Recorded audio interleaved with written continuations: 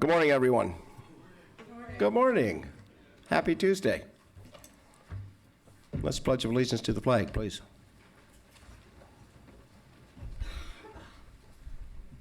I pledge allegiance to the flag of the United States of America and to the republic for which it stands, one nation, under God, indivisible, with liberty and justice for all.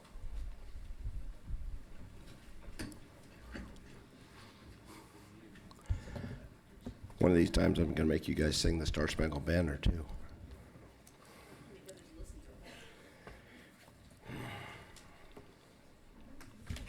Ms. CAO. Good morning. Supervisor Bohn would like to pull items C10 and C16 for discussion. C16. C10, C16.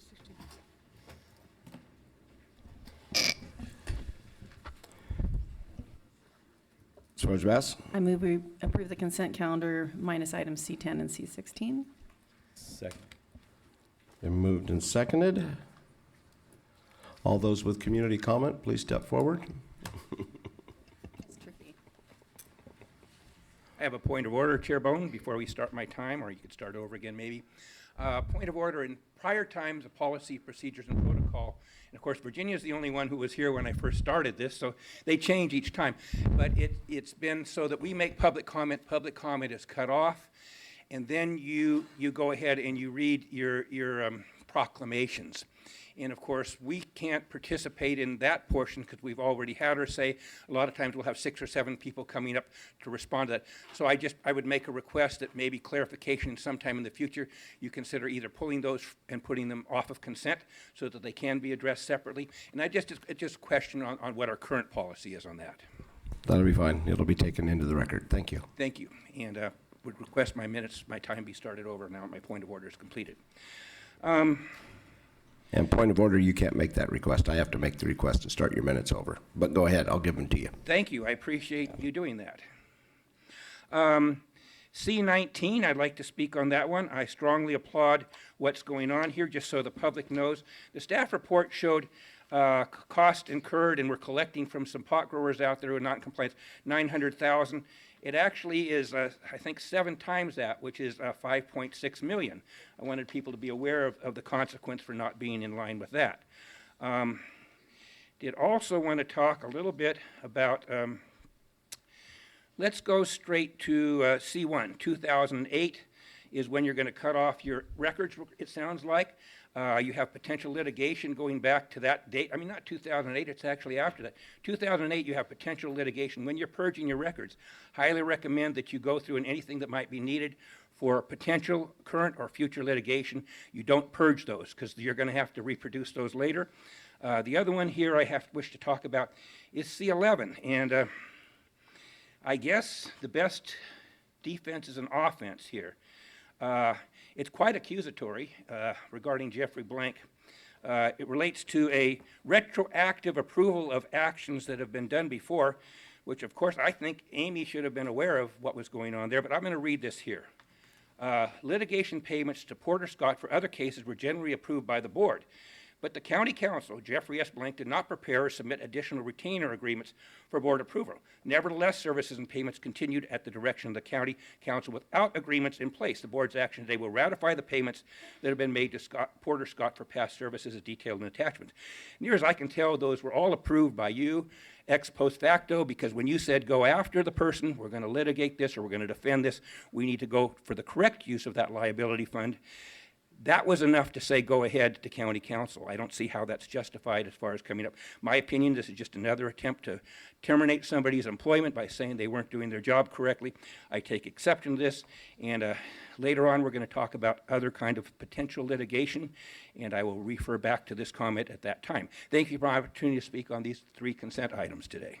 Great, thank you. Anybody else? All right, I'll close public comment. Well, a resolution that's on consent that I'd like to read into the record. Is this the time to do that? Yes, I was going to do it. Okay. All right, here we go. Go. All right, thank you. So we have a resolution today, does 2 things. First, it's our support of California Coastal Cleanup Day, which is coming on Saturday. And I want to recognize that it's the North Coast Environmental Center that actually was the first organization to start this, what is now a global event. And so I think we need some recognition of that in our community. We're a first in many ways, and this is one of those ways we did that. And I think it's great that we're now a leader in that, have been a leader in that movement and still are. But mostly, I want to recognize two people, and I think the board wants to recognize two people, and I think this community wants to recognize these folks, Pam and Ted Halstead, for their community cleanup efforts in the spirit of Coastal Cleanup Day. That's what we're doing. Personally, it's hard sometimes to keep up with these people, I have to say, and in all the best ways. They are constant stewards and vigilant in a way that hard for me to express in their cleanup efforts around Humboldt Bay. And so I'm going to read this resolution because I think our board wants to recognize these two people, and it's great when we do recognitions of people when they're from their past of what they've done. But I like also sometimes every once in a while we recognize people what they're doing, and while they're still alive. That's always important. I think it's encouraging. Well, I mean, just saying. Do you know something? Just saying. The younger the better, I say. All right, so whereas Humboldt County has 110 miles of coastline throughout a rural and wild part of the state, and whereas there is a significant problem with dumping of waste in coastal areas, in particular along Vance Avenue, and I would also say Liscombe Slough as well. Whereas Pam and Ted Halstead have monitored the condition of Vance Avenue as volunteers for years and have removed hundreds of pounds of trash, as well as referred dumping of vehicles and waste that they are unable to remove to the county, and I would say they do that multiple times a week. So I want to remind folks that these people in their less than full-time working days, right, because they're not necessarily full-time employees anymore, they spend a lot of time covering the coast and monitoring and picking up and cleaning up and encouraging other people to do the same and working with all of our organizations. Whereas non-point source pollution or polluted runoff, including trash, is the state's most significant source of water pollution, impairing estuaries, bays, and nearshore waterways along the coast. And whereas each year more than 100,000 individuals participate in Coastal Cleanup Day as they pick up more than 1 million pounds of trash and debris. And whereas for economic, aesthetic, and environmental reasons, the quality of California's coasts and beaches is paramount concern to all of our residents. And whereas Coastal Cleanup Day is a celebration of individual commitment, preserving our coastal environment, and Pam and Ted Halstead embody this dedication to stewardship through their volunteerism, now let it therefore be it resolved, that Humboldt County Board of Supervisors and the Peninsula Community Collaborative, of which there are members here today, hereby recognize Pam and Ted Halstead for their incredible magnitude of hard work. And like I said, it's hard, it's exhausting to actually watch it sometimes. It's just, and we do our best to support them in every way we can. Up Vance Avenue and the Samoa Peninsula, and again I'll add Liscombe Slough to that list, and encourage all fellow community members to show their appreciation and participate in Coastal Cleanup Day and find a volunteer opportunity near them where they can help to expand the positive impact Pam and Ted Halstead have worked so hard to make. And with that, I move this resolution. It's already been moved. I know. I just wanted to. Rex does that all the time, so I figured I would do it too. Following in the footsteps. He's doing what I do. Is it still a full moon? There you go. All right. Anybody else have anything to say? I do. Well, I'd like him to come up and so you can present it to him. There's a Kodak moment here and everything. You can pick up the trash along the way if you want. But yeah. Sure. Sure, no problem. Well, we certainly don't work in a vacuum by any means, and we want to give big shout outs to the following groups and people: RCAA, Natalie Arroyo, Emily St. Corin, and Carla Avila, Martinez, the City of Eureka, Miles Slattery and Kim Burgell, the City of Arcata, Darius DeMonte, Dennis Houghton, Javi Nogueda, Oyster Farms, Todd Van Herb, Joe McKenzie, Humboldt Waste Management, Gerald Kinsfather, Pack Out Green Team, Volunteer Trail Stewards, and County Supervisors, Virginia Bass, Mike Wilson, and Mark Lovelace. Thank you. That's it. Thank you so much. Don't Well- let them leave yet, though. No.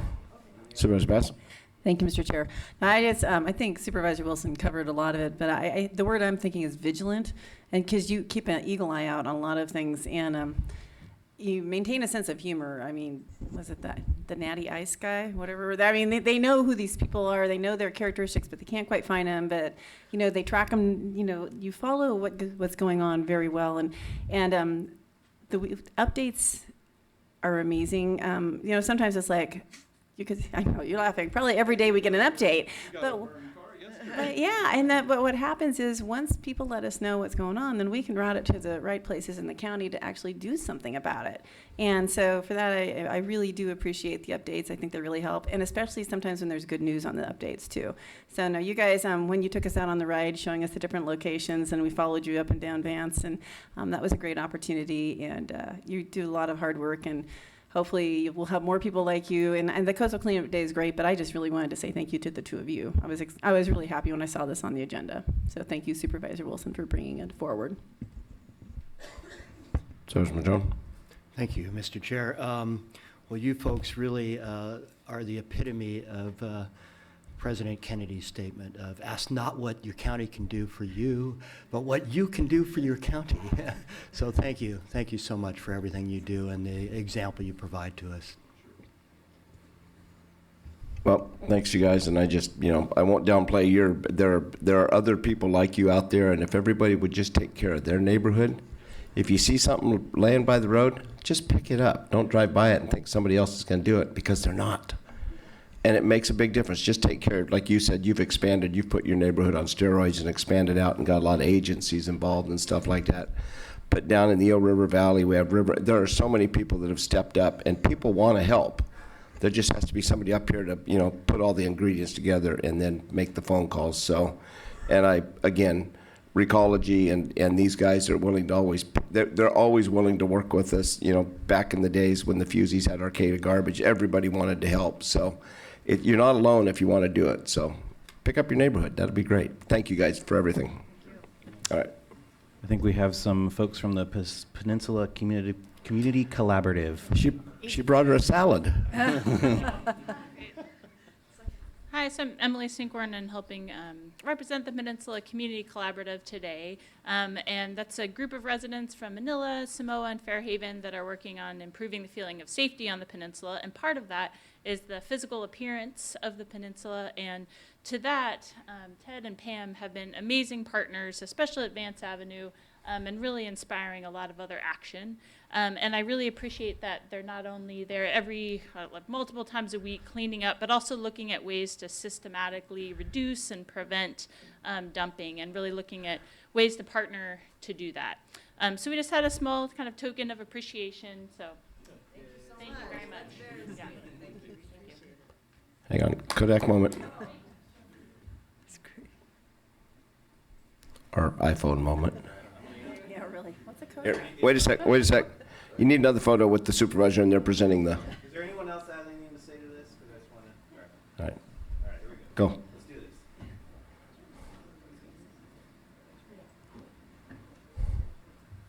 All right, you bottom and the coastal. Oh, you want to share? Oh, we're gonna do both sides. Here, you hold it then. Here, you hold it. Oh, there we go. It's so difficult to take a picture. You got it. All right. To line it up just right.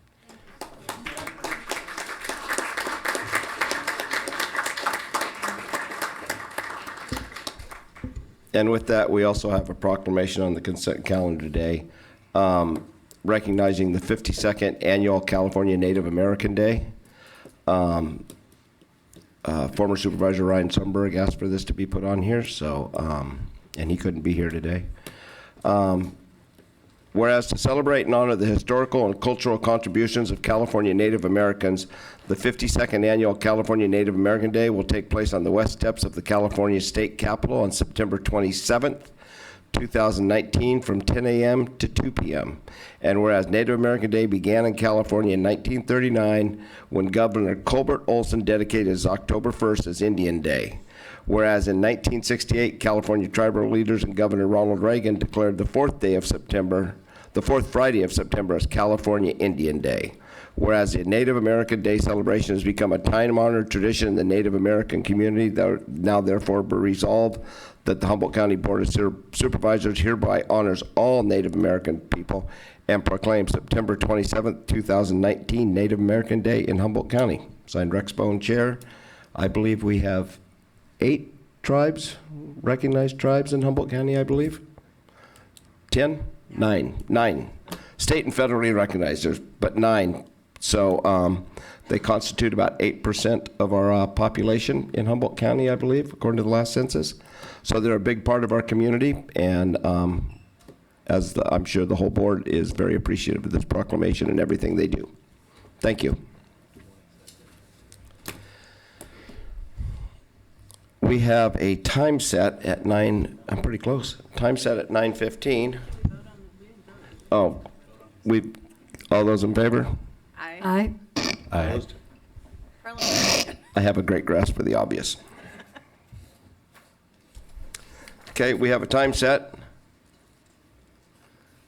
We had our tax dollars showing us what they're doing for us in California. So before your board today, we are kicking off the 2020 legislative platform. And one of the ways we do that is with a visit from 2 of the best lobbyists or legislative advocates around, and that is Paul Yoder and Karen Lang. And so they're here today to provide you a report on their legislative activities.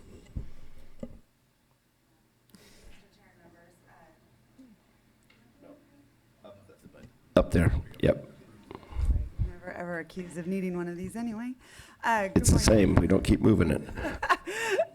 Good morning, Mr. Chair and members. Karen Lang with the lobbying firm Shaw Yoder Antwi in Sacramento, here to give you a sort of a synopsis of what went down in the last 9 months up in Sacramento, or down in Sacramento, and Paul will sort of crystal ball some things that are coming up in our future. We just adjourned for the year on, well, really 3 o'clock in the morning on Saturday morning. It was a very strange end to the session if you follow the news.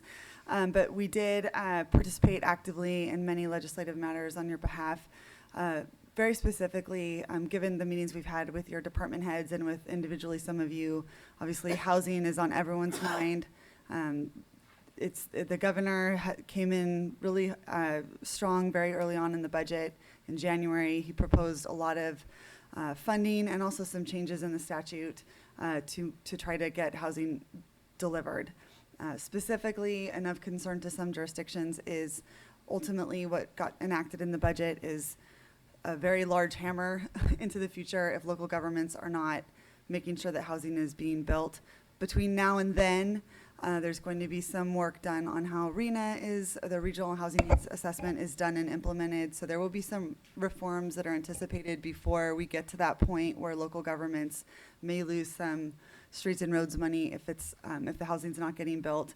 But the governor also put a lot of money into an existing grant program that hadn't had money in a while, called the Infill Infrastructure Grant Program. It's run through the Department of Housing and Community Development.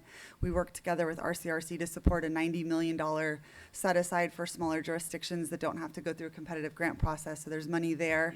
The governor put money into the Housing Tax Credit Program to try to incentivize developers to come in and realize some tax savings through the construction of housing. And he's working hard to try to incentivize the construction of housing. I don't think we're done. There were also several bills sent to the governor on bills related to accessory dwelling units or ADUs, trying to take a good hard look at local development fees that are charged on developers. It's just a study bill for now. I think you should expect to see Assemblymember Grayson come back next year with some efforts to cap the kinds of developer impact fees that are charged in certain parts of the state. So there's legislation like that went downstairs. One of the big ones that was most controversial is SB 50. Really had to do with trying to move everything out of the way to build transit-oriented development. That one became a 2-year bill. I think you should expect to see the administration and leadership work on that bill in January. 2-year bills mean they didn't get to the second house or to the governor before they adjourned for the year, but because this is only the first year of a 2-year session, they still have all of 2020 to work on those types of bills, and SB 50 was a real signature piece of legislation for Senator Wiener, and I know he's going to come back and work on that some more. The other really big discussion item, I know it's literally this morning in your newspaper, the homelessness policy issue that needs to be addressed. That we have the federal government here today touring, actually down in San Francisco, the homeless population. The governor put a significant amount of money in the budget, about $500 million, to allocate to basically three different ways. There's going to be money that's going directly to cities. There's money that's allocated directly to counties, and then there's also money dedicated to the COCs, which are the Continuum of Care organizations that exist in every jurisdiction. Counties got $175 million directly. Cities got about $275 million directly. It's based on your PIT count or point in time count that jurisdictions have to do. So the money hasn't been allocated yet. The PIT counts are still coming in from some jurisdictions, so the money's not out the door yet. I think this is going to be an issue that you're going to hear a lot about in the coming months. The governor did appoint sort of a blue ribbon task force chaired by former Senator Steinberg, now the mayor of Sacramento, Darrell Steinberg, along with Mark Ridley Thomas from Los Angeles. They're working together to do a deep dive on the causes of homelessness beyond the housing shortage. They had their first sort of kickoff meeting in Modesto last week. Modesto's been doing some very interesting things to try to tackle the homeless problem down there, so it was a good place to start. But there's just going to be ongoing daily shifts in the topics associated with homelessness. I think you should also expect in 2020 for there to be a fresh crack at the MHSA money, or mental health services money, that comes to all jurisdictions. It's the 1% millionaires tax. It was created by statute or by initiative. The legislature can't really do too much with it without going back to the voters, since the voters established it. There may be a move to try to open up which entities have access to MHSA money. When we spoke with your Health and Human Services team yesterday, they confirmed that Humboldt County spends every penny every year. There are some jurisdictions that do not. And so there's millions and millions of dollars in some counties where the money hasn't been spent all the way down. And I think in some of those counties, the cities within them are very interested in trying to get their hands on that money. So there may be a bit of a battle next year, and we talked about strategies around that to protect your money that you already have programmed. Certainly, if you give it to someone else and you don't have, you spend every penny, that means a program you have here could be cut. So we're gearing up for that in 2020. With that, I'm happy to turn it over to Paul and look forward to answering any questions that you have. Thanks, Karen. So looking ahead, making a couple of predictions. Good morning, Mr. Chairman, board members, Paul Yoder. See, my first prediction is going to be in about 3 weeks, the firm is going to change its name, and you have to wait for it, to Shaw, Yoder, Antwi, Schmelter, whoever that guy is, and Lang.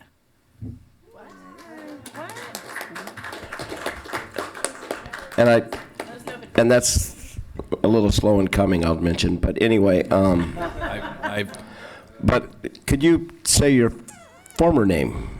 Shaw, Yoder, Antwi.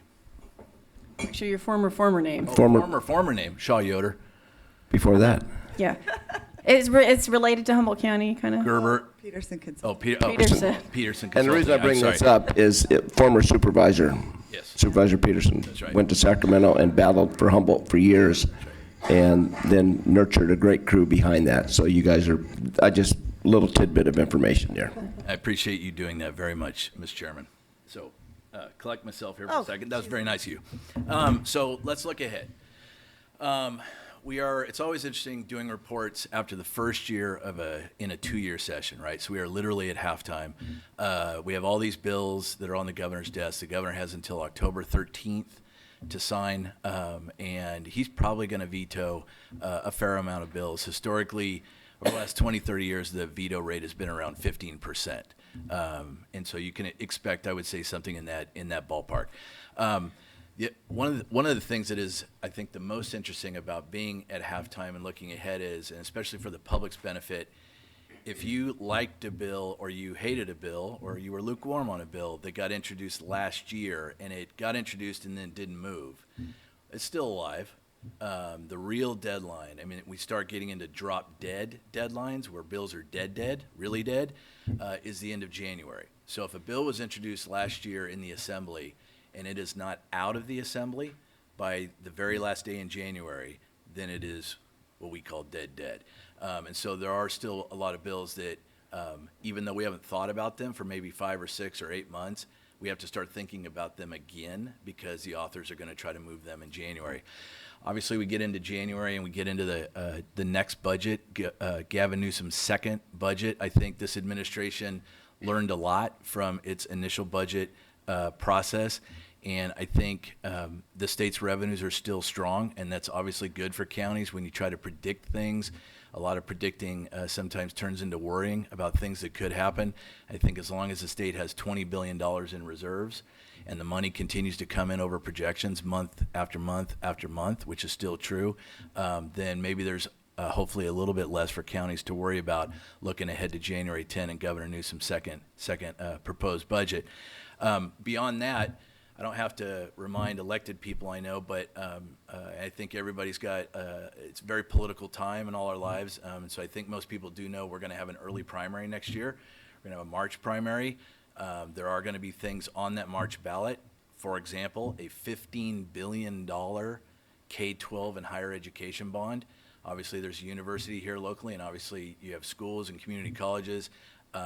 There was a tussle, actually, in the education community between the K-12 community and the community colleges and the UCs and the CSUs. They worked it out, and they agreed to this mega bond, and that's going to be one of the biggest bonds, single bonds, I think, ever in the state of California's history, $15 billion large, on the March ballot. You typically wouldn't see something like a bond on a primary ballot in California, but the belief is that, like I said, we live in a very political time, that a lot of people are going to have there's going to be a lot of interest in the March ballot, and a lot of people are going to turn out. Maybe even some people believe more people will turn out in March, if that's possible, in the state of California than actually in the general election in November. So looking really far ahead, since I mentioned November, and then we will take some questions, the so-called split roll initiative is absolutely on the November ballot. A lot of people freaked out about that. There's, I think, the potential for a lot of people are actually freaked out in favor of it and freaked out against it. But I think there's the potential for a different version of that initiative to get filed. And what I mean by that is there's a lot of discussion about raising the ceiling on who would actually be subjected to commercial taxation under a split roll initiative. They started at exempting properties under $1 million. They're going up to $3 million. Some people believe they'll go as high as $5 million. I can tell you the polling is not great on that initiative so far, but a lot of people clearly want to keep pushing for it.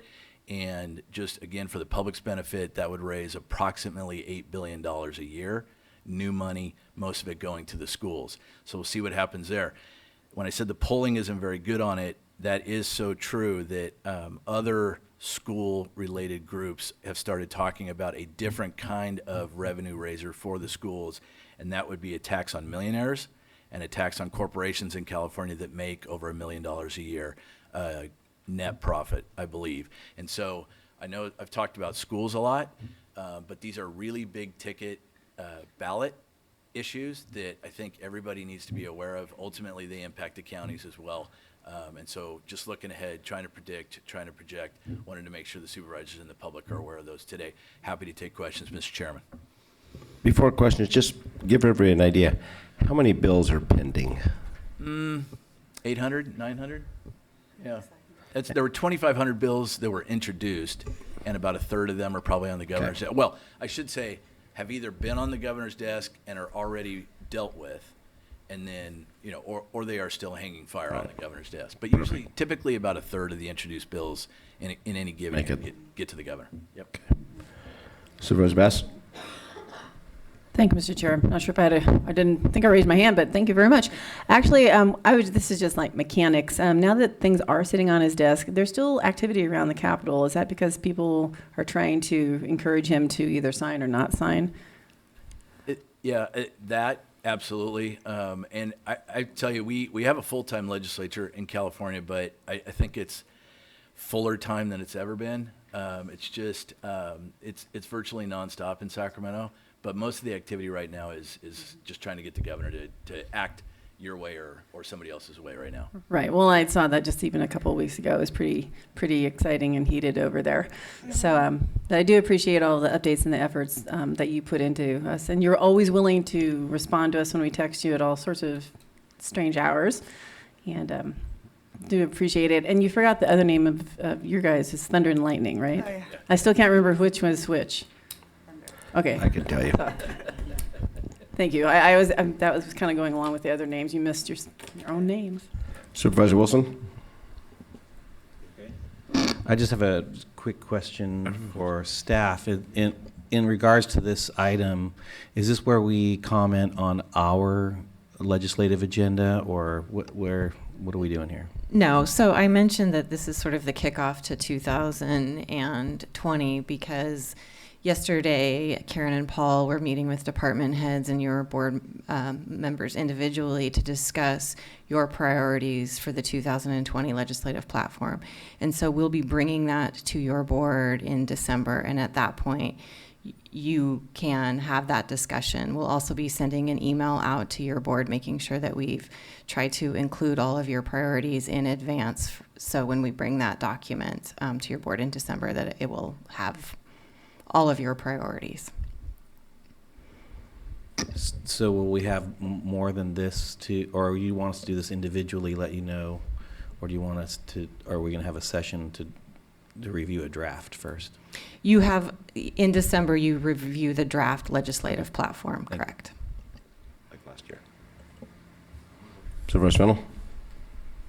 Well, thank you both very much for being here, and it is great to talk with you. I wish I had had more time yesterday. There were a couple of other things that I was interested in. I remember talking about fire services and dispatch fees and all of those kind of things, and we'll talk about that later. But also broadband in rural areas. Love to see that kind of thing looked at. But Paul, you mentioned that there's like a 15% chance of vetoes of 15% of the bills. Any idea which bills the governor might not like? Sounds like there's about 120 of them. So if you're ready, Senate Bill 1, veto. Senate Bill 2, no, I'm kidding. No, yeah.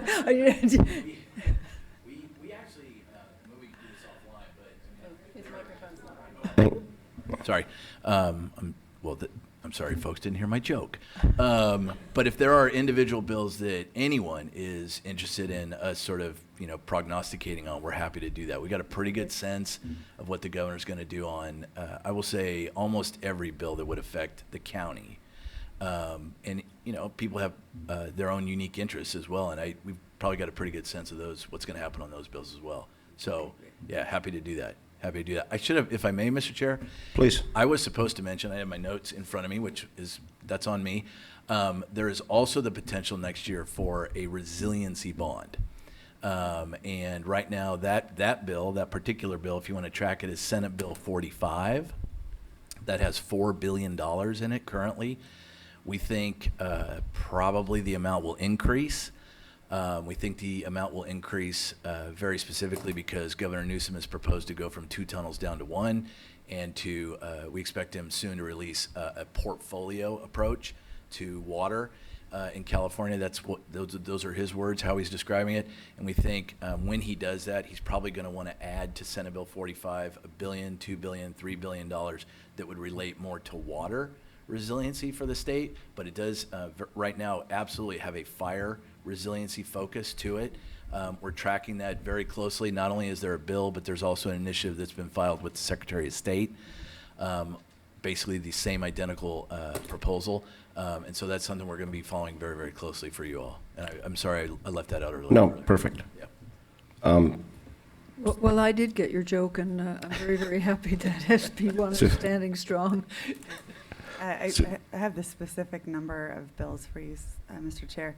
There are 772 on the governor's desk. He's signed already 562 bills, and he's vetoed 6 bills so far. So he's still got, if he's done 6, he's got about 104 more to go if the 15% holds up. Wow, that's good. May I, through the chair, I want to be, I did crack that joke, but Senate Bill 1 probably is going to be vetoed. Just to be clear. Okay. Yeah, That'll make a few ranchers happy, none of the hikers. that's right. That's right. Supervisor Madrone. Thank you, Mr. Chair, and thank you for the work that your firm does for the county, looking out for our interests. Really appreciate that. It was great to meet with you yesterday. And did I hear correctly yesterday that there's a bill on the governor's desk to expand the California Conservation Corps? That's right. Yeah, and you know, when we think about fire resiliency and water resiliency, they go together extremely well along with conservation corps.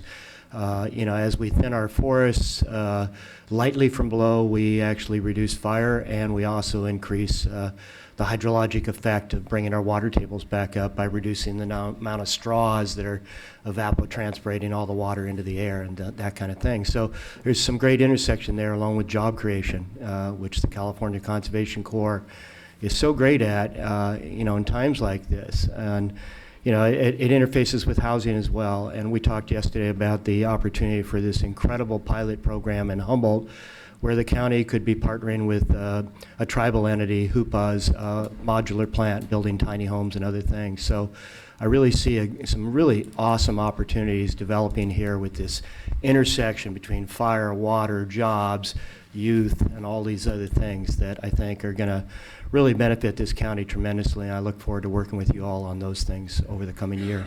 Thank you. May I, Mr. Chair, just for the public's benefit, the bill that the supervisor was referencing is Assembly Bill 1668. Thank you. It is on the governor's desk, and we do think the governor's going to sign it. Nice. Thank Perfect. you. Well, first and foremost, congratulations. And not just, and it was very much earned over the last 7 years. I know how hard you work on this stuff. People ask every day, we have all these new programs, they always ask where the money comes from. And I guess we'll find out in the next election where the money comes from. So 8 million, 4 million, 12 billion. Pretty soon you got about $25 billion there. The other one I wanted to ask, and if you could do, is on AB5. AB5 I know targets Uber and Lyft, which we have a few of them here. The problem is the peripheral damage that it causes our commercial fishermen, and we're resource-based up here. So our commercial fishermen are scared to death, and they couldn't get a carve out, and our contract timber fallers are scared to death. It's unfeasible for them to follow these guidelines. Is there going to be any relief for some of these resource-based activities? Mr. Chair, there was an additional amendment made right at the beginning of September for commercial fishermen. I'm not sure if they've seen that version of the bill, but there was an exemption added very late in the process for fishermen. So I want to circle back with you on that to see if that was not sufficient, because I know that they were trying to address that issue. I know they're trying to instill the federal has a law for commercial fishermen. I just wanted to know how far. I'd seen something on the other aspect. And then the other one is I'm getting quite a few calls from the timber fallers. And we actually still have a couple mills up here, and we have lots of trees. Well, I do think, yes, it was targeted at Uber and Lyft. Uber has already said they're not planning on treating their drivers as employees, and they are not going to reclassify them that way. I would imagine that will play out in court once the law is the law, because I do believe the governor will sign it. He editorialized it on the measure over Labor Day weekend that he would sign it if it got to him. There were a few more carve-outs put into AB5 specifically, including the commercial fisherman exemption was added in very late in the process. There were a few other exemptions. I do not believe timber was included. I do believe there will be cleanup legislation needed because there are very unhappy campers in many quarters with how the measure did and did not apply to certain industries. The truckers were very, very unhappy about not being included. They circled, I don't know if either of you happened to be down there when they were circling the Capitol, but they went very slow with very loud horns around the Capitol protesting their not being included. And actually, frankly, Assemblymember Daly, who represents the North State, not coastal, inland a little bit, he had raised that issue repeatedly about how this is going to impact some of the resource-based industries that are not Uber or Lyft. So I think there will definitely be more. There was a companion piece of legislation that ran in the last 3 days. We have the 72-hour rule now, which is very complicated for people getting last-minute amendments, suggestions from the governor or whatnot, because you have to have it in print for 72 hours before you can vote on it. And it's just a very hectic time that last week. The author of AB 5 put in a separate but companion piece of legislation to sort of give a 1-year exemption to newspaper entities. The newspapers are very unhappy with some of their concerns that were not addressed in AB 5, and so you never pick a fight with people who buy ink by the barrel, and they prevailed, and they have a separate bill for them. And then the author included a final piece of legislation which really created some additional penalties on entities that did not comply with AB 5, including allowing the Attorney General and the district attorneys of the larger cities to sue individual businesses for not complying with AB 5. So there's going to be, this is not the end of it. Once the governor signs AB 5, it's not the end of it. Can I also just, Mr. Chair, there have been conversations have begun with the Secretary of Labor about actually posting online who the Secretary and her staff believe would be subject and would not be subject to the bill, and that's actually something that organized labor I think is also in support of, just because there are some industries that think they might be affected if they're not clearly exempted, but if you talk to the backers of AB 5, they would tell you that they actually won't be affected if they're not. I'm sorry to use a double negative, but No, that's what we've heard, but I think the people that are on that double negative float, they would like to know for sure, because talk's cheap, but if we could, put it in print. So we were gaming it out a little bit, and we were thinking, well, what could we do that's not legislative? And that's one of the ideas, and that's something we're exploring in conjunction with some other firms in Sacramento right now. Yeah. All right, and then speaking for the board, I think, unless somebody speaks up, and especially Virginia and myself, I appreciate all the support you give both the CSAC and RCRC on a lot of these aspects, and I know you guys work hand in hand to a very big extent, and you guys make a great team, so I want to thank you for your work with them also.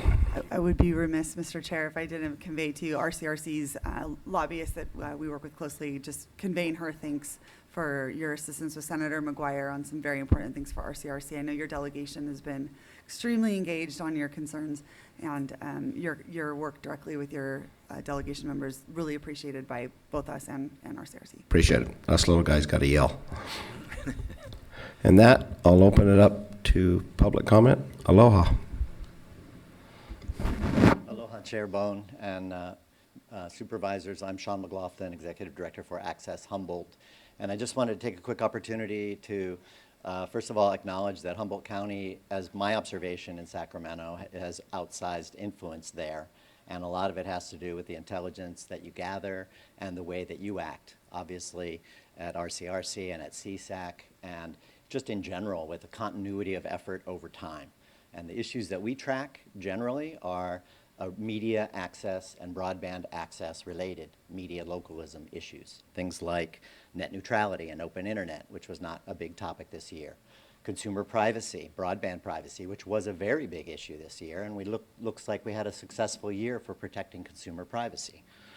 But mostly I wanted to share really my thanks to you and congratulations, because Humboldt County was one of the 2 lead counties in turning back a move by the telecom industry to completely deregulate broadband.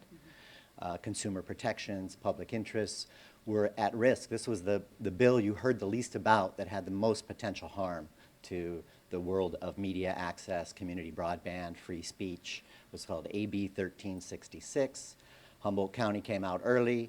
Thanks to Supervisor Bohn, Supervisor Bass.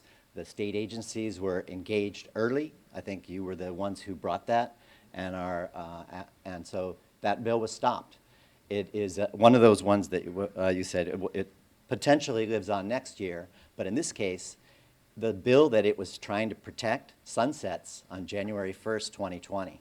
So January 1, 2020, we now will have back state and local oversight for broadband services. So this will be a critical shift.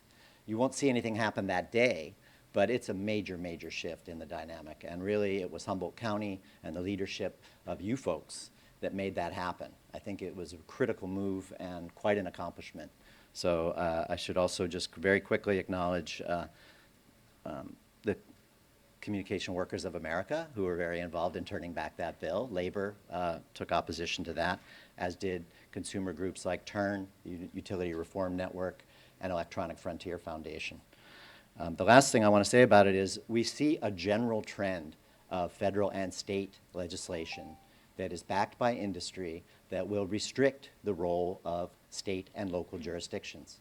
Essentially, industry is working hard to tie your hands and prevent you from protecting our privacy, from ensuring that we have universal access to open, secure networks.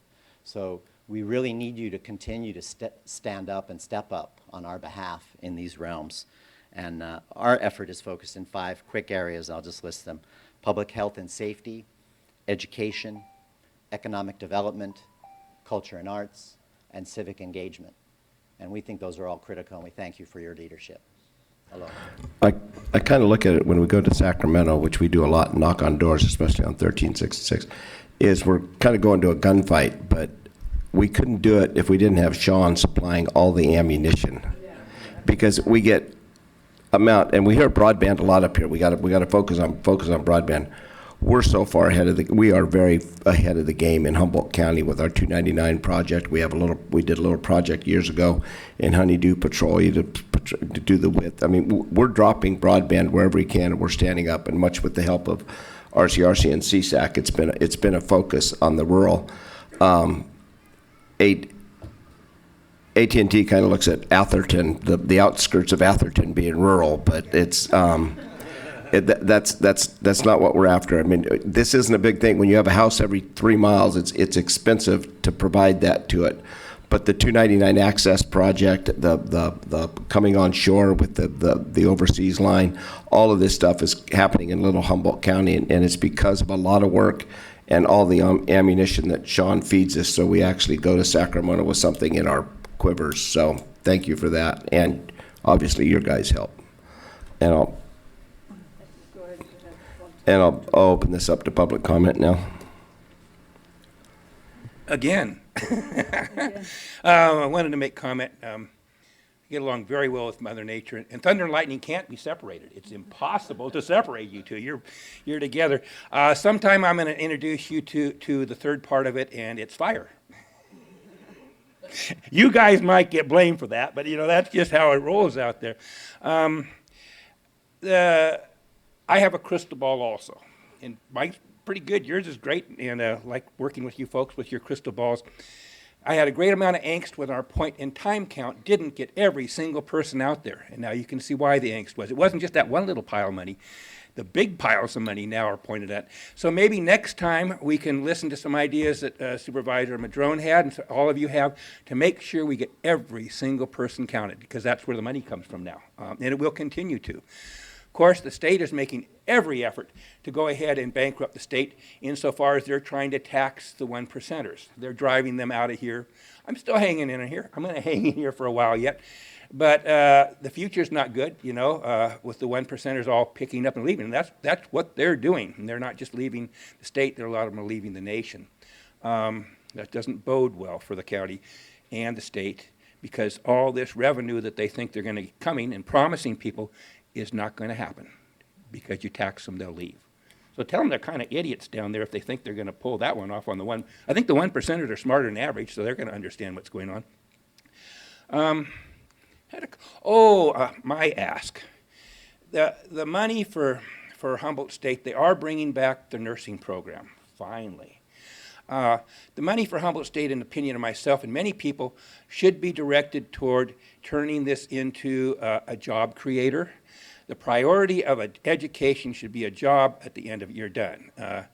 That's just my opinion. So a trade school, anything you can do to make sure something put on this money that's going to get somebody a job when they're done, rather than walking out of there with $50,000 worth of student loan debt and no job. I mean, I used to have guys with PhDs wanting to push broom in construction. So whatever we can do to make jobs happen for those people, I feel so sorry for them when that doesn't happen. And I don't know if Rex, is that one you were talking about, that AB1 or whatever? Is that the one to have to do with the Great Trail thing or something out there? Is that, I don't know. Anyway, some other one that's going to make ranchers happy and the trail people not. Don't know how that one's going. Funding's going to be the key thing, you know. And I appreciate what you guys are doing, Thunder and Lightning. And someday I'll introduce you to fire. Thank you for my opportunity to speak, and thanks for being here today. All right, I'll close public comment. Supervisor Fennell. Thank you very much, Chair Bohn. I just wanted to go back a little bit to the broadband issue again, especially after Sean brought that up. You know, we have done a lot. We need to do more.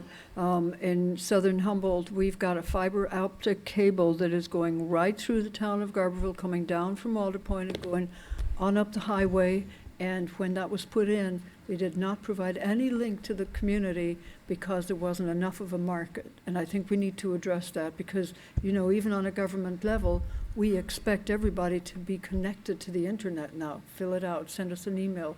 You know, we hardly deal with paper, we hardly deal with phone calls, not we, but, you know, in general, most of government activities now happen over the internet. So I think, okay, if the market isn't huge, still everybody needs to be connected. So we'll talk about that some more.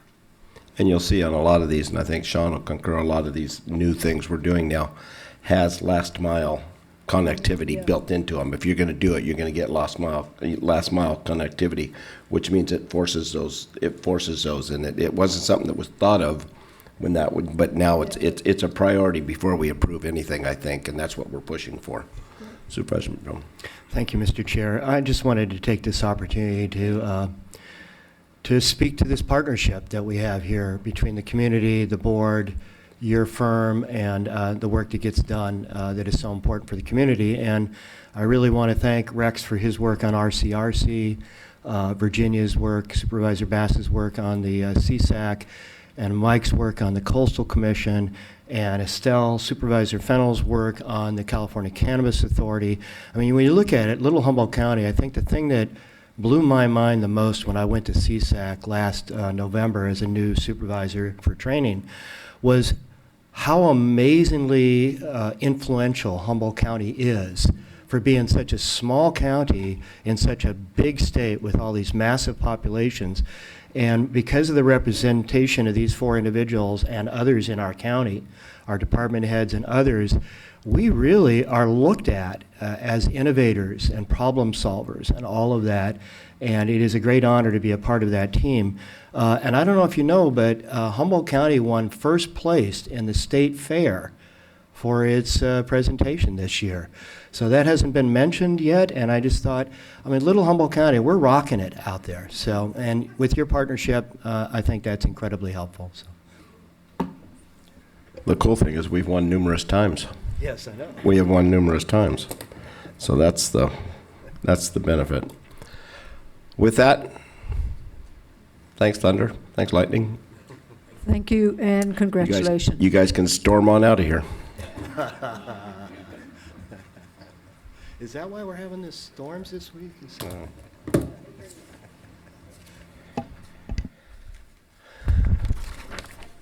All right.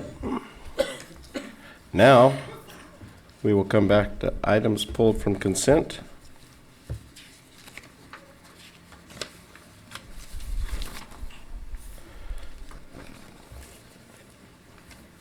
Item number 10.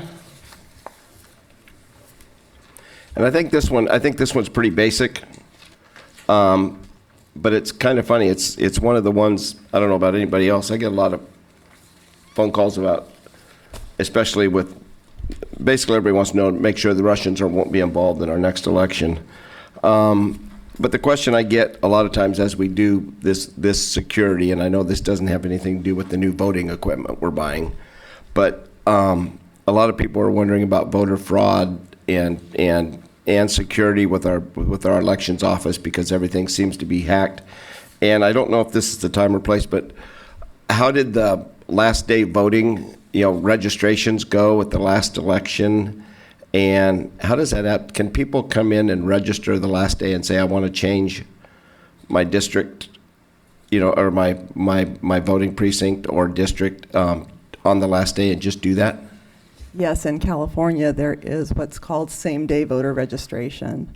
So a voter can come into the elections office on election day and re-register to vote, and vote what's called a conditional provisional ballot.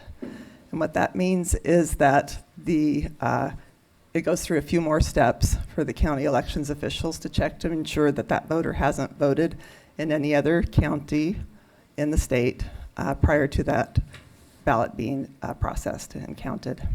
And then there's nothing else after that? Because I just noticed, I happened to drive by the voters, because I do, and there was quite a line at 8 o'clock last time of close to 100 some odd people, and I just, Right. Can they say they want to vote in one district and then at the next election switch again? They sign their voter registration form under penalty of perjury that they reside where they say they reside. So that's a provision that the state allows, is that a person can register on election day and vote in the district that they say they live in. Has anybody ever been prosecuted for that? There have, the Secretary of Humboldt. State's office has a investigative unit, and there have been investigations in Humboldt County on voter fraud. I don't know the results of those, but we've provided a lot of information to the state. Right. A lot of people when ask asked. because of this new rule. It's just, you can have floating voters, it sounds like, almost. Anyway, could you explain this program that we're putting into place here? Sure. We've received a grant for $25,000 to purchase software to help with cybersecurity, to provide protections to avoid any hacking into our voter registration system. And we partnered with the IT department. They made the recommendation on the type of software that we should purchase. It's going to provide protection to the entire county, not just the elections department, and it will pinpoint any vulnerabilities that the IT department can identify quickly and help prevent any vulnerabilities. Tom, did you want to speak more to the software? Absolutely. So the HAVA grant, thank you. How do I turn this on? Just push that little button. Thank you. So the HAVA grant that was mentioned, there were two types of software purchase we could do targeted towards cybersecurity. One was for vulnerability assessment, having maybe external personnel come by and do some assessments. I myself am trained for vulnerability assessment. And my name is Tom Lucas. I work for the IT department, IT security. So we can do that internally. We also have partners at the state that can come in and do that for us as well. So that leaves us with being able to perform vulnerability assessments through an automated and continuous awareness process. That's what the software allows us to do. Right now, our ability is to look at individual hosts, individual computers and servers to determine if they're misconfigured or if there's something out of date. What we don't have is the ability to take a look at these as a collective, get the right reports, and actually understand what threats in the wild target the vulnerabilities that we do find. So if we're stuck with some software that we're still supporting, it may be a few years past its prime, we want to know what's out there in the wild, what we have to prioritize to protect, and how we can prioritize funds to enable us to protect not just elections, but the rest of the county against these malicious cyber threats.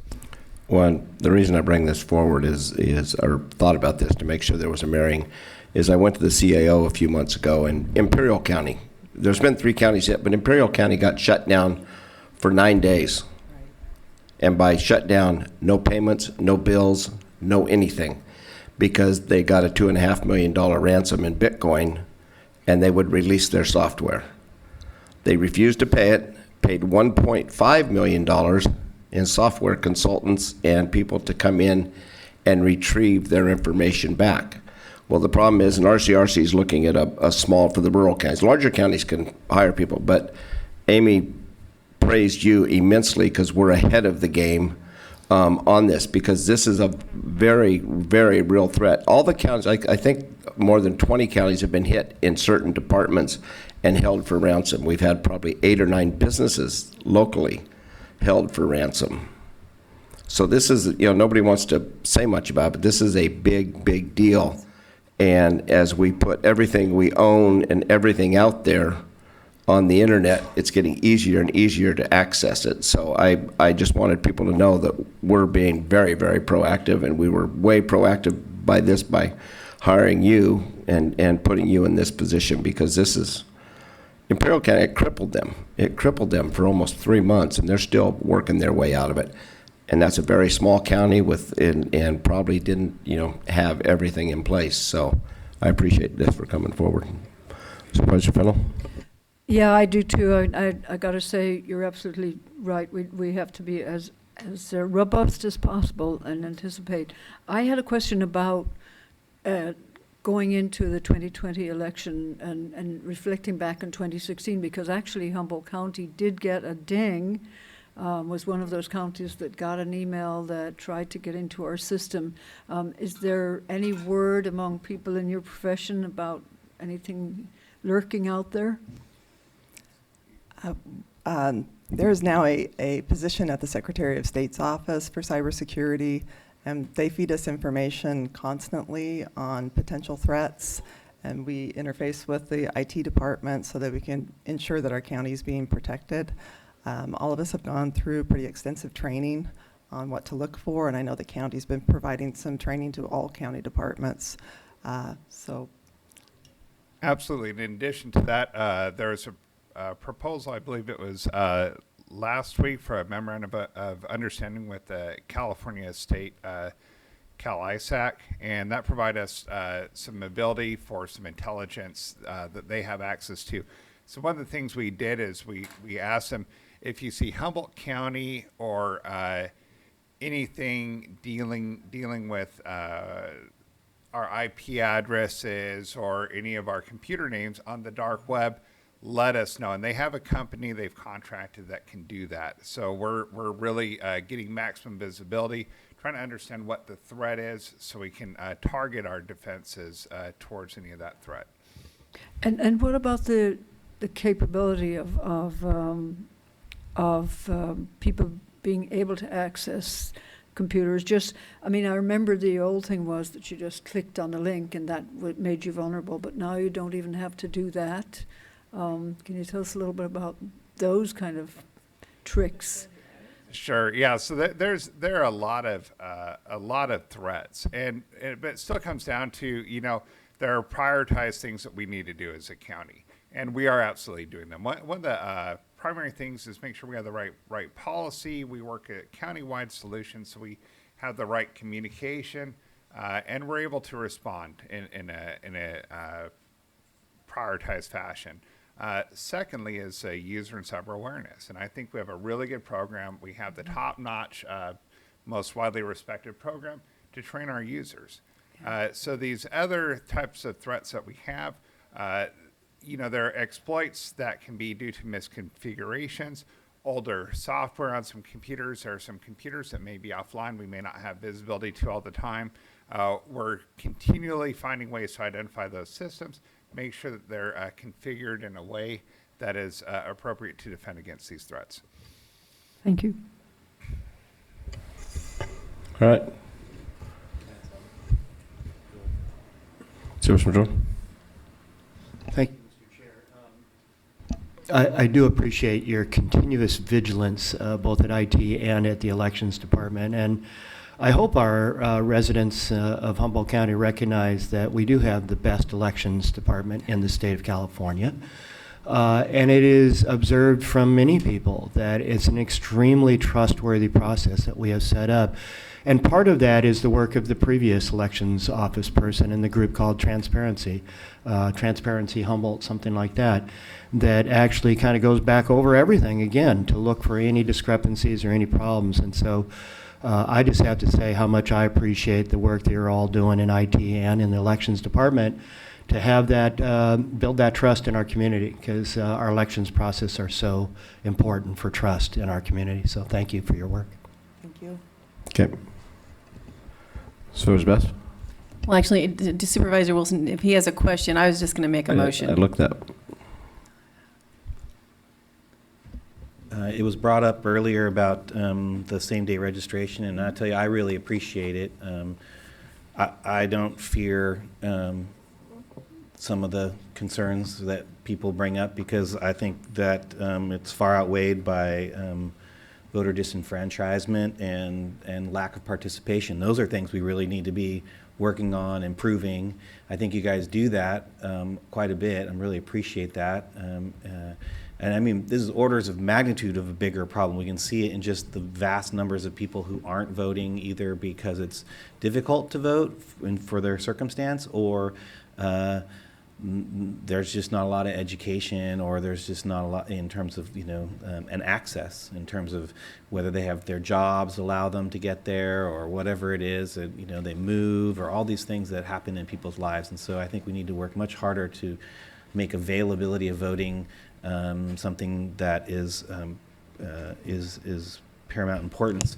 But then I think, again, going back to the work that you do that verifies that the voting is done in a consistent and reliable manner, gives people the confidence that their effort to go out and vote has meaning. And I really appreciate that. So thank you so much.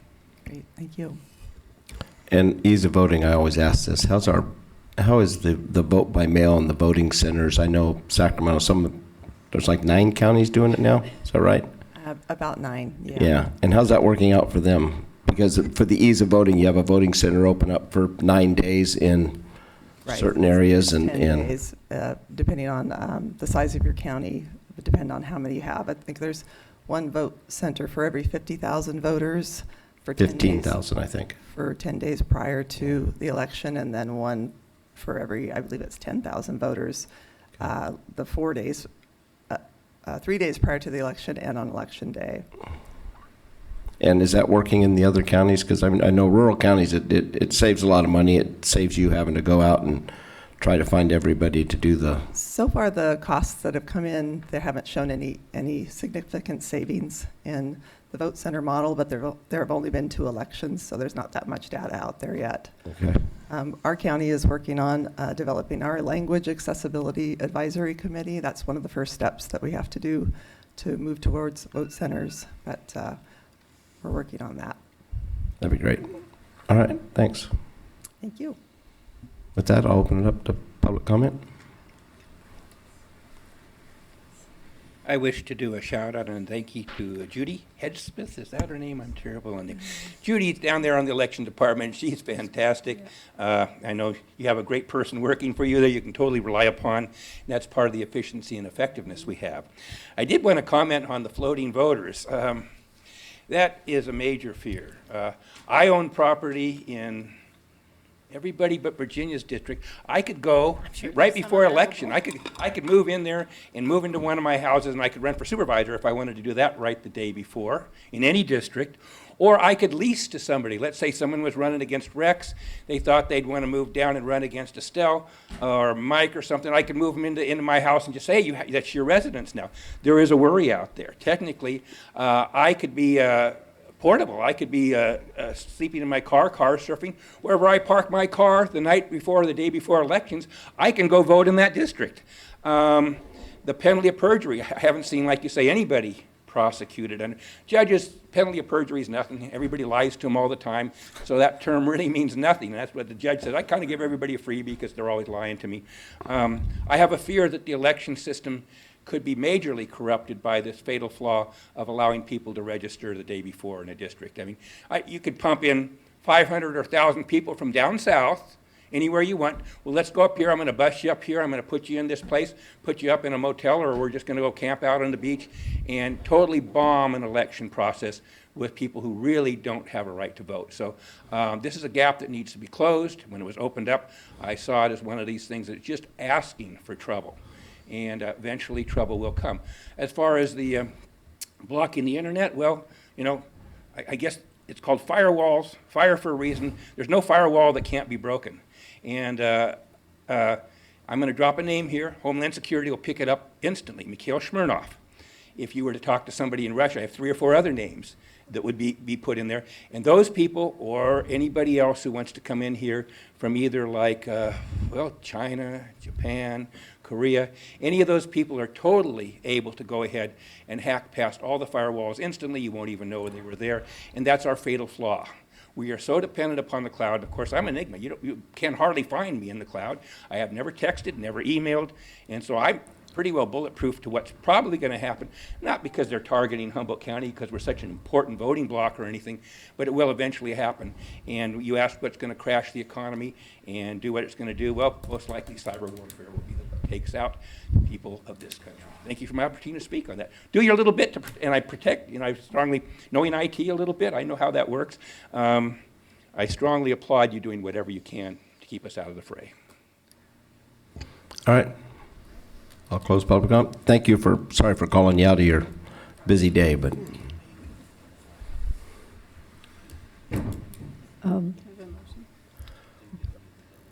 I'd like to move we approve the supplemental budget for fiscal year 2019-20 for annual software licensing, hosting, and maintenance fees. Second. Been moved and seconded. All those in favor? Aye. Opposed? None. Okay, next item is number 16.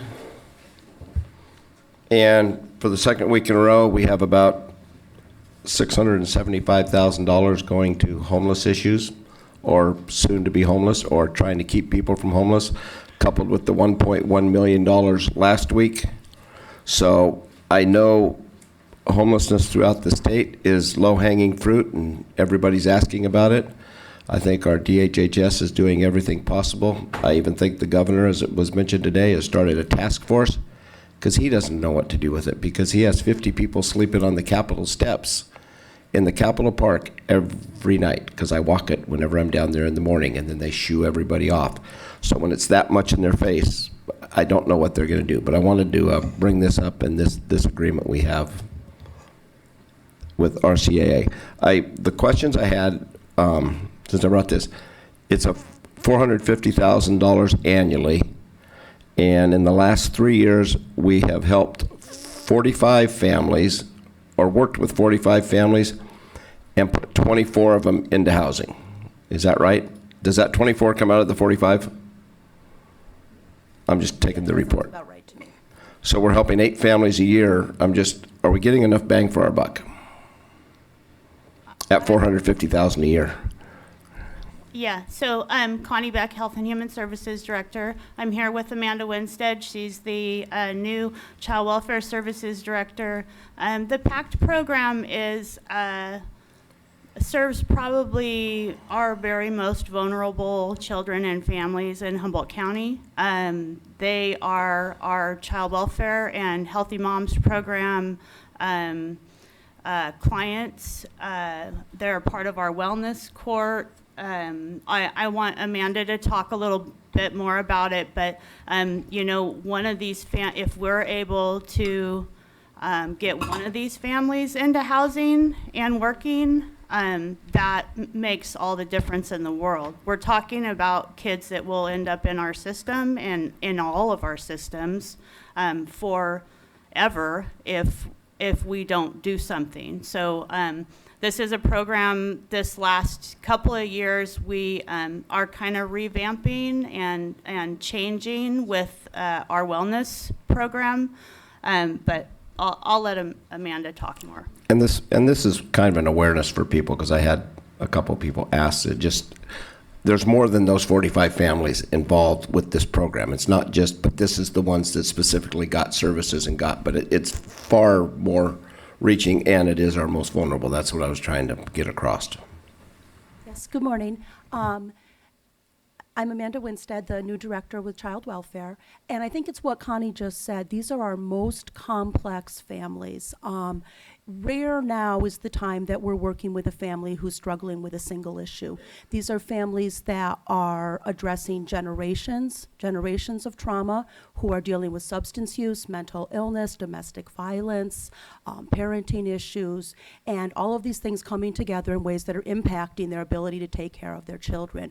When children aren't served, we see those same issues repeat generationally. We see that trauma move on into adulthood. And so any opportunity we have to keep children stabilized is worth the investment, I think. This is an important contract. It's an important partnership in terms of how we bring both county mental health, substance use, healthy moms, child welfare staff together, as well as community providers, right, RCAA, and looking at how we address, how we support this group of people. And it is a cycle. I was at a youth center at a children's center the other day, and one group had 4 generations sitting there in one group. Right. And I talked with them for a while, and it's hard to break that cycle. And it's not just, we don't just click our heels and make it happen. That's exactly right. And so we're working with a family right now that has a large number of children, and housing is critical. And if you kind of think that out a couple of years, a large number of children who don't get housing, who don't get the supports and services to address those adverse childhood experiences, right? They grow up, they become adults, they become parents, and that same trauma passes on. So what we can do now makes a difference, and it's some of that. It doesn't always feel like prevention because it can feel kind of crisis and critical in the moment, but if you think generationally, it is prevention, and feels very important. thank you. I needed to make it aware. It's on the consent calendar, but in the last 2 weeks, we've put out $2 million for homelessness issues, both for adults and youth. So thank you, guys. Supervisor Fennell? No, I wanted to echo what you said in terms of prevention, because the other unfortunate truth is that we have a high rate of ACEs, adverse child experience. So anything we can do to turn that tide around is very, very good investment. Exactly. Thank you for your work. So, President Madrone? Thank you, Mr. Chair. Yeah, I just really appreciate the work that the department does to partner with other community organizations. You know, we can only do so much ourselves, and whenever we're doing these kinds of projects with organizations like RCAA and others that have a long track record of success in partnering with the county, then we're just getting so much more done. So again, thank you for your work in partnering. May I respond to that?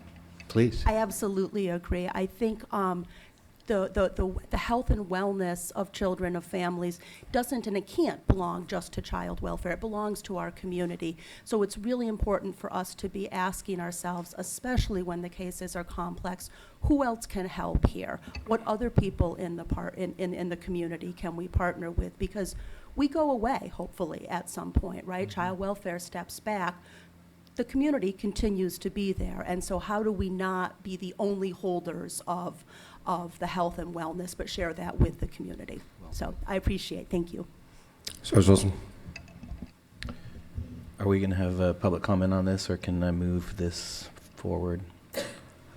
We can do it before and after. You can move it. All right. I'd like to move that we approve this agreement with Redwood Community Action Agency to provide housing and support services for eligible families. Second. Do we have any public comment on this item? Seeing none, I'll bring it back to the board. And I think what you said, and it's kind of fitting that we also do this on our proclamation day for California Indian Day, because I know our work with all the tribes, we've in the last few years, we have really ramped up those services to work with both their programs and made that a priority because of the issues that come up throughout our county on that. So I appreciate that. And then I also want to give a shout out to all the youth organizations, youth football, soccer, baseball, all of these youth organizations. They have programs, so if somebody can't afford the registration fee, they will provide them with the gear and pay their registration fee very quietly, so these kids can be grown into the mainstream, so they're not signaled out or anything else like that. And as we well know, kids that are involved in the after-school program, their graduation rates go up about 25%. So that's a big deal too. So with that, it's been moved and seconded. All those in favor? Aye. Opposed? None? Thank you for accommodating me.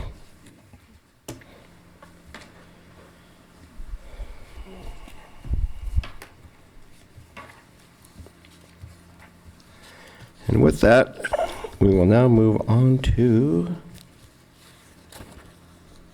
Bird. I don't know. Human rights? Where am I at? Excuse me.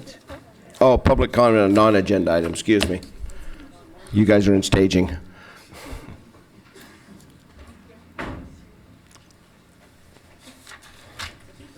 Aloha. Aloha, thank you for this opportunity. My name is Sean McLaughlin, I'm Executive Director for Access Humboldt. I just wanted to give you, in 3 minutes or less, quick highlights on some very important work that we're doing right now and offer to give you deeper, longer briefings at any time. The first one that you may be aware of is we're working with the Buskey Group on behalf of the county and the cities to audit the cable franchise performance of Altice Suddenlink. And under the direction of your CAO and the city managers, Sue Buskey and I are trying to arrange a meeting with Altice executives who are not local. There's not one in California that is involved in this kind of a decision. So we're inviting them to come. We don't know whether they will or not. So we're working forward to resolve some issues that were raised in the audit findings. There's a whole bunch of detailed information there, but I just thought you ought to know that that's in the works and that your CAO is totally on top of these things. The second item that you may have heard of nationally is the Federal Communications Commission has adopted an order that would essentially eviscerate local jurisdictions over cable operators. What it would do is take the in-kind negotiated benefits like cable drops and the iNet connections that deliver the signal live to the air and things like that that are provided as part of the franchise agreement. It would instruct the cable operator to put a cash value on those in-kind services and deduct that cash from the cash paid to the county and the cities. So it's a very, very threatening move at the federal level. It will be litigated in the Ninth Circuit. We already know which circuit it's in. Appeals have been filed. Stays are probably in the process. The larger jurisdictions will take the lead. California is in a unique position that makes us not the front line nationally for this issue. Probably Oregon or Washington make more sense in terms of the state law and the way it plays out. But you will hear about it from local jurisdictions. There will be lots of activity to push back to try to protect the jurisdiction of cities and counties to manage and negotiate with outside companies like Altice and Suddenlink, Comcast, and so forth who come to their town. So that's a very important development that's ongoing that we're tracking for you and with you. The last item is an up note. Access Humboldt is sort of realizing the changing landscape is forcing us to reevaluate how we are formed and what we do. So we've partnering with Internews to bring in some of their international experience, and we've just completed a Eureka Information Ecosystem Assessment, and that information is all available, and there will be follow-up implementation work relating to that as well. Thank you for this quick debrief. Aloha. Thanks. Thanks, Sean. And I think people are aware the Altice connection is only 1.5 years old or 2 years old, the acquisition. So, and if we have a public hearing on how well Suddenlink's doing, we better get a very, very big building. Anyway. Okay, should I not mention that Humboldt County was the first jurisdiction to oppose Altice acquisition of a cable system in Yes. the United States? Anyway, congratulations, but we're still fighting. And some people missed the Cox Cable days who actually owned property here at one time in Maple Creek. So.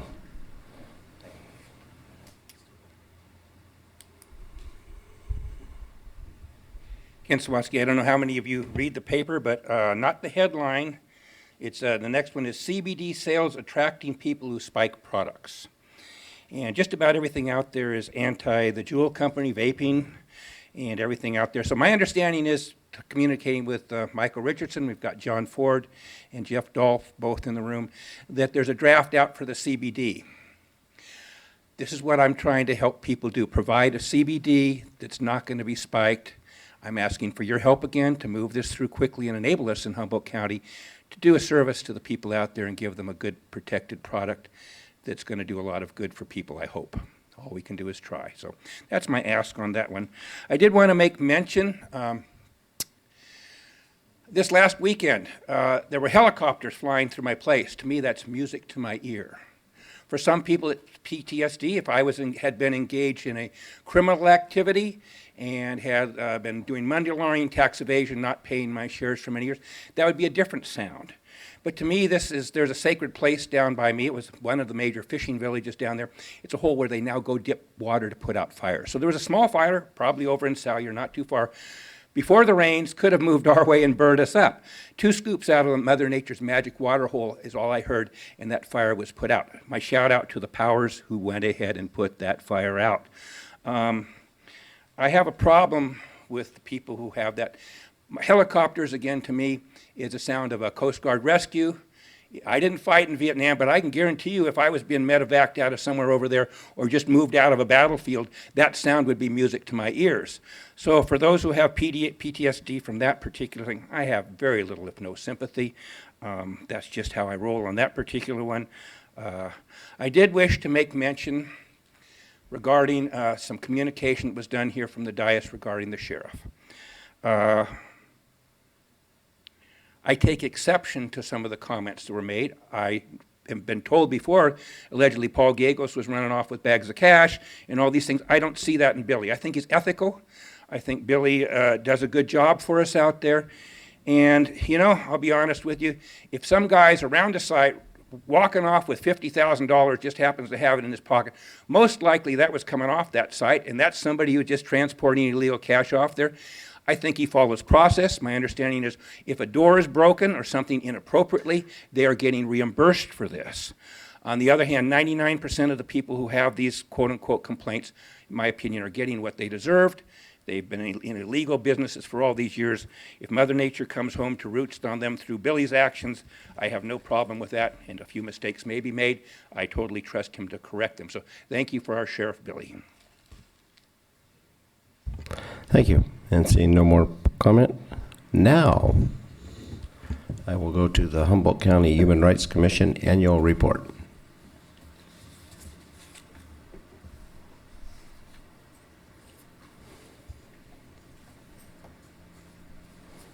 Thank you. Good morning. My name is Erin Rowe, and I am the current Vice Chair of the Human Rights Commission.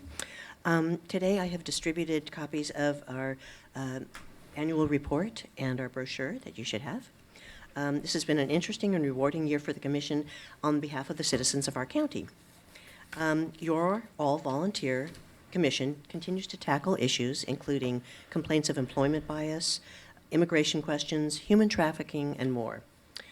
This year has provided us an opportunity to meet with leaders of various ethnic groups, indigenous people, the poor, the underrepresented, the bullied, and the harassed. At times, this material can be depressing, but someone has to do it. I don't find it depressing. With no budget but community-based support, we continue. We are a 15-member commission serving with 12 members. Currently, we have 3 vacancies, 2 of which have been vacant for over a year in District 2. Actually, by a quirk of Commission evolution, District 2 has no representatives at all. We are asking that efforts be made to correct this by appointments, by your making appointments to the Commission, particularly in District 2. And we're also asking the item mentioned in our annual report, which is to license Conference Room 1A with a WebEx authorization. That would allow it, make it possible for people in rural areas to have representation in our meetings without having to drive to Eureka. We'll be happy to elaborate on our plans to expand commissioner access and thus citizen access to our meetings. The upcoming year will see further work to educate, protect the public from labor and sex trafficking, offensive and divisive hate activities and speech, and discrimination in all forms. We hope the board, as a group and individuals, will help support our efforts as we all serve the same citizens with most of the same concerns. We hope for the coming year to better represent all the people of our rural and diverse county. That's it. I submit this report on behalf of the Humboldt Human Rights Commission. Thank you. Great. Thank you very much. Hang on a second. You don't get off that easy. I don't. Okay. No. I'll bring it back to the board. Okay. Supervisor Madrone? Yeah, the request to improve the technology so that we can have that ability, is that something that we can consider and try and move on? I understand there's already, someone has a license. We could either share someone that's already in the building or get our own license. Okay. Okay, well, that'd be nice if we could make that happen. It certainly improve the ability of commissioners to be able to participate, especially from rural districts. So, seems like a good thing. Yeah. I certainly would support that. Supervisor Fennell? Yeah, I think, Aaron, it's, there are people that would love to serve, but it's very difficult for them to come up and forth, back and forth, especially at nighttime, that kind of thing. But I'm still hopeful. There's a couple of people, and the ones who are willing, I've put them in other positions. I'm going to see some more. So don't give up hope. I think we try and get some people from Southern Humboldt to get on that commission. I would really appreciate it. And this is a shout out to anybody who's listening or watching. Not that many, but if you are interested, please get a hold of me. We'll make that happen. Thank you. And thank you very much for your work. It really is important. And you've made amazing strides, in my view, over the last few years. Tackled some really difficult issues, and appreciate your dedication to making that go. Thank you. And is that on? Supervisor Wilson? Yeah, I'm appreciative of trying to get more access to this type of meeting. I mean, and I have to say, it's like, you know, you guys would be a sort of a beta tester for us in terms of that type of access at the committee level, and that would be good if we can help make that happen.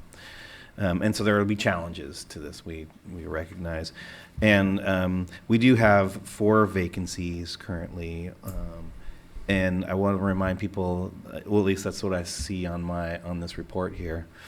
We have 2 in the 2nd district, 1 third and 1 fourth. But I want to remind people that you don't have to be in the district necessarily to, so as a 3rd district rep, I can appoint someone from the 1st district or anywhere in Humboldt County. So there's flexibility in that. So I want to make sure that people understand they're not restricted to their district. And so we have 4 vacancies. Is that not true? I thought I believe I have another one, or at least was turning in papers for the 4th district. So I don't know if it just wasn't captured on here yet. Okay, but I'll still follow leave up. 3 available. And I'd want I'm a just saying. clarification on the district specific. I thought at one time it was district specific, and I could very well be wrong. I think all of mine are from the district, but you're going to have to go to them. I'm sorry, Bert. I know you were trying to stay away from this. Sorry. Yes, it is true that the supervisor can appoint someone from a different district. Okay. All right. Yeah. Thank you. So I'm putting it out there. I have 1 vacancy, so if folks are interested, by all means, let me know and submit an application. Well, we appreciate the work you do, and the other aspect is I don't think people realize, and I've researched this. We are one of the few human rights commissions in the North Coast. I mean, I think we have to go. They have a quasi one in Sonoma County, but across the board, we are one, and I believe we're the smallest county in the state with the Human Rights Commission. So that says a lot about Humboldt County, and Bird can verify that, I think. But that's a big step, something that we've brought forward and tried to abide by and tried to work with our commission as much as possible. If I may, yes, we are the smallest, and one of the things that we find is with our phone, we have a warm line. People leave a message, and people call from all over the United States because there aren't that many human rights commissions everywhere. And I've gotten calls from New Hampshire, or from Southern California, or from New Mexico. So we are really one of the few that is functioning the way one commission should function. And with that being said, being the smallest, it's not that we're that small. I think we are the 27th or 28th largest county out of 58. So, I mean, it says a lot about what we're doing, and a lot of the counties above us don't have human rights commissions. So I think this shows the forward thinking of our board and and it has a lot to do with your volunteerism and without any extreme financial burden on the board. So, thank you. Supervisor Bass? I did want to confirm, I did appoint Eddie Morgan, so I don't know if Eddie's not been at the meetings. Okay, so that is now full. So it's getting better by the minute here. I think he's not on it because he was appointed after the 30th of Okay, June. good. I just wanted to make sure we didn't make a mistake No, on he my end. was at the last meeting. Okay, good. Pressure's on Estelle and Mike. Supervisor Madrone. Thank you, Mr. Chair. I just really want to thank all of the members of the commission because it's an incredible effort that you put in, and taking the lead on the human trafficking issue, to bring together all the various parties that can be talking about this so we can have more effect on a very serious issue in our community. So thank you all, and please let the commissioners know that we all here really appreciate the hard work you all do. So thank you. Aaron was the one who was giving the report, but I would like to add something, if I may, and that has to do with the human trafficking. I'd like to thank the board for the last 2 years providing the fund that is now at Humboldt Area Foundation and is being used for education and data gathering and several other things in terms of human trafficking. And I'd like to put in a plug for that you put this in your budget as a recurring item, because this is not something that's going away in 2 years. Thank you. And I think there's so many people, there's so many faith-based organizations. I know I mention this all the time, but I think 4 years ago, less than 4 years ago, we did a trip to Thailand to really see what was going on with human trafficking, and this has been in the forefront. We've had national organizations up here in the Human Rights Commission has been able to bring all these people together. You just had the little forum up at the Humboldt Area Foundation that Supervisor Madrone and I attended, and there's a lot of efforts going forward, and you're right, it's not going away. So with that, I'll open it up to public comment, and thanks. One last thing, another project we had is we replaced "We reserve the right to refuse service to anyone" sign. I don't know if you've seen them. That's actually not legal. They can't refuse to serve someone because they're the wrong color. So we've replaced that with safe, appropriate behavior is required here. It has to be based on behavior. You might see our new signs that are and there'll be an article coming out in the Mad River Union about it. So, thanks. All right. Okay. So as you're beginning to realize, there's a reason why Blue Lake has a manhole cover that says the center of the universe right here in Humboldt County. You didn't need to go to Thailand, Rex. I could have taken you up to a certain bar in Trinity County, hooked you up with someone, and you could have gone right out there and seen exactly what they're doing, and it's coming back again. The black market's coming back, all the negativity is coming back, and that's why I support Billy very strongly in his efforts to send the message out there. We're not going to put up with all the drugs. We're not going to put up with all the negativity. We're not going to put up with what's triggering ACEs here. And that all needs to get changed. Mother Nature's expecting us to do it together, and it takes all of us in Humboldt County to work together, not being afraid to call law enforcement when you see something that needs to be reported. You have to have the cojones to get out there and do that. And that's something that is imperative. It takes a village to correct this problem we have here. I did want to thank the human rights people.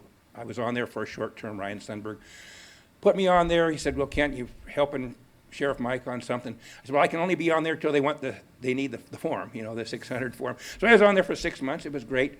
You might even consider some of these committees not requiring those disclosure forms. If there's not something where a conflict of interest really is prevalent, like human rights, I don't understand what a conflict of interest would be.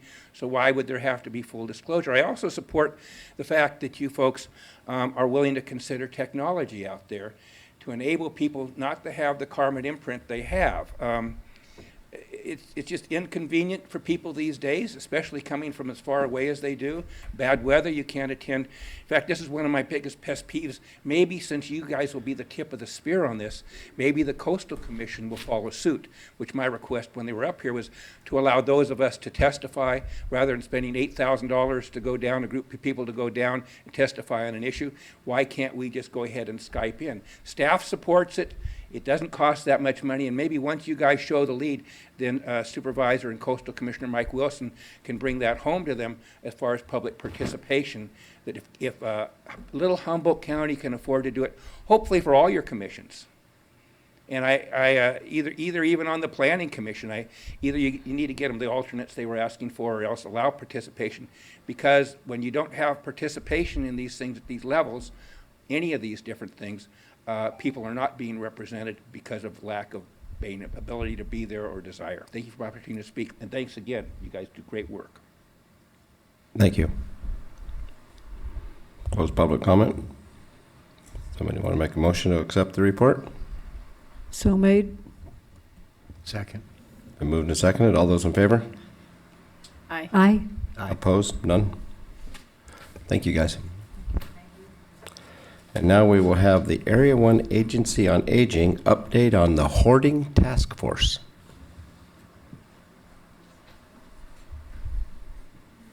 Good morning. Good morning. I decided I could sit here and not have to use my progressive glasses that I'm still trying to figure out how to use. So I'm seasick. I can see something here. Thank you for allowing me to come today and speak to you. I'm Maggie Kraft, and I can just move the little right here, right? Okay. And I'm the Executive Director of the Area 1 Agency on Aging, and I wanted to report back to you a little bit on what we did with a grant that we received through the county, and talk about hoarding in general, because it's an issue here in our county. It's estimated that between 2% and 4% of the population has hoarding disorder. Symptoms appear to be almost 3 times more common in older adults, but hoarding symptoms can appear as early as 10 or 11 years old. Symptoms tend to worsen with age, after divorce, death of a spouse or a family member, or other personal crisis, health issues, but it usually starts early on.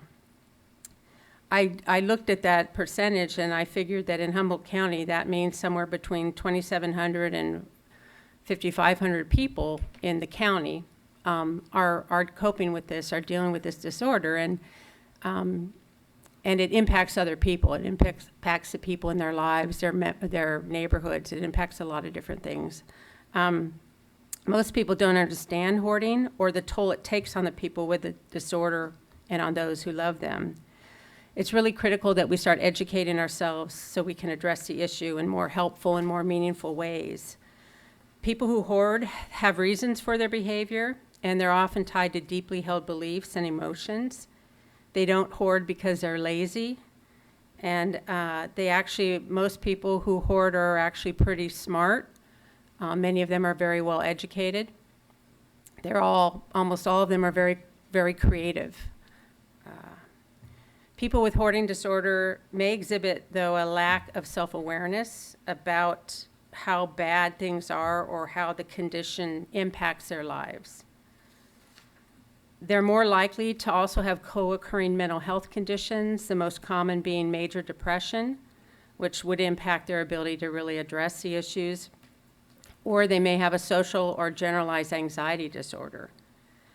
20% of people who hoard also have obsessive compulsive disorder, OCD, but the treatments used to address that are not very useful for people who hoard. The San Francisco Task Force on Compulsive Hoarding had a report. They did a study and a report in 2009, and they captured the actual costs, not to everybody, but to some service providers and some landlords due to compulsive hoarding in the county, in San Francisco County. And for 1 year, they estimated for just that limited group of people, it costs over $1 million a year. The study is 10 years old, but there's no reason to believe that they've addressed the problem completely, and it is still a cost. They weren't able to estimate the cost to everybody, and certainly not to the individuals who were hoarding, but a conservative estimate put the costs for compulsive hoarding in San Francisco at that time at $6.43 million a year. We're smaller, but if you extrapolate into the numbers and the costs, we also are spending money on this, either through landlords, the people who hoard, or government who are doing cleanups, or code enforcement situations. There's also a huge human cost to this, potentially. So in March, we, thanks to the grant we got through the Humboldt County Department of Health and Human Services and the Mental Health Services Act, we hosted a day-long conference. We had 2 experts come up to talk about dispelling stigma around hoarding, and also look at what it was, what it isn't, and how to treat it. We had over 100 people in attendance. We had people with a disorder, their families and friends. We had social, mental health, and senior service organizations, a lot of government employees, and clinicians as well. The grant helped us start support groups, and one is for people who hoard, and the other is for their families and friends, and I just wanted to show you when those groups meet. We are continuing to host those groups at no cost to the people who come, even after, now that the grant is complete. Right now, I support those groups. I lead those groups. We would like to train the people to really become peer leaders in this group. We were going to try to do that with the grant, but we were unable to get that done in time. So because I need to step out. I'm not a therapist. I need to step out and let them lead their own groups. But they're using, the people who hoard are using this book called Buried in Treasures. We give them all a copy when they come. It's a workbook. They work through it. It's been found with therapy. This book has been found very effective way to help people through it. But it's a lifelong process. It's not something one and done. And then the other group, the group for families, we give the book called Digging Out, and also kind of a workbook through. And what we find, the biggest thing that I get from families who call is they just want to get in there and clean it out. They just think if they would only be able to go in and clean it out, everything would be fine. And often they've tried to do that, and it's not a good idea. It's, imagine if someone came into your home and decided you were too messy and moved all your stuff out of there when you were gone. It would be a huge violation, whether it's a safety issue or not. So this book really encourages families to think about relationships and understand the disease so they don't do the things that they think would help, which won't. The grant also supported the task force development, and we've had 2 meetings so far. And we have heard from a number of employees from county and also City of Eureka about situations they have seen, animal hoarding, just issues they have with code enforcement. And they're really impacted. Your employees are really impacted that interact with these situations. And they're also, I think, it's hard for them to know how to address it. They can come in with a certain, with their area of expertise, but they don't really have a team to support them in other areas. So the idea with the Hoarding Task Force is to start developing, this is our next meeting, will be October 16th at our agency. But the idea is to create a task force that provides support to entities that are coping with this. Hoarding really is a public safety issue. It threatens the health and safety of those living in and near the homes, the neighborhoods. It impacts people who live nearby. It attracts rodents and other pests, causes health problems, structural damage, increased danger in the event of a fire, and even death. A person living in a hoarded home is at much higher risk of bad outcomes should they be injured in their home, health issues, or if there's a fire that starts. And we've had some of those situations where we've seen our fire departments have to go into homes that were packed full, and it's dangerous to them as well. The cost to our local government and private landowners and the person who hoards is tremendous. And even those people are ready to clean up. Once they've come to the place that they want to clean up, it is so expensive. Getting a dumpster, if even that was all it took, is for some of these people. But most of them, if it gets bad enough, the situation is such that you need a remediation. You need someone going in there wearing proper suit and having the proper training, and that gets very expensive. I went with, I didn't go with, I met them there, New Life Services, at a place where they were giving the person an estimate of what it would take to clean out their house, just to clean it out and not to do the repair.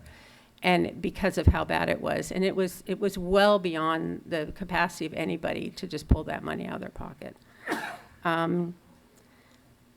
So it's a problem.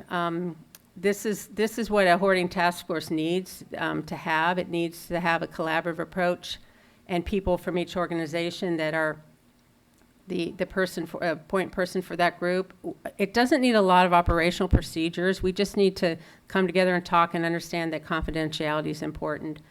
And right now, I think one of the main things that people are looking for is a list of community resources. How do we, what's out there that can help people, and how we put teams together and help find the financial help to help people. What can we do to help people? Because it does end up impacting us, even if we don't have the money to put into it. It hits us on the other side in terms of government enforcement and cleanup and if God forbid, fires. But we need to start with community education. We need people who work in the county and the cities and in the community to have an understanding of what this is and what it isn't, because the stigma around it makes it really hard for people to want to come and ask for help. And they could use help, and we can help them. The big piece that's missing is we don't have a lot of clinicians locally who can take new clients or who want to necessarily work with this group of people. I am pleased that they're called North American Mental Health. I think they have a contract now with Partnership. Have moved into the area. They do telemed mental health services, and they will have counselors here in the area at some point, and they will be willing to work with folks in this situation. So that's helpful to know. This is what we need. We need a task force that can do some of this, what's outlined there. So I was just coming to tell you about this, what we've done so far, to thank the county for allowing us to have the grant to do some of this work.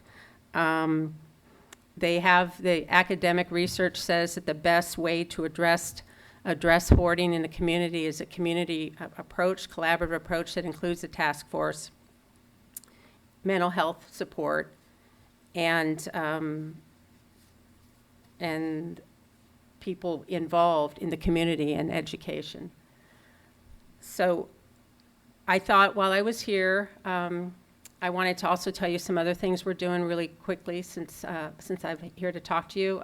We are getting ready to do our every 4-year older adult needs and concerns survey that will be coming out October 1st. It will be all over the county, the 2 counties, Del Norte also.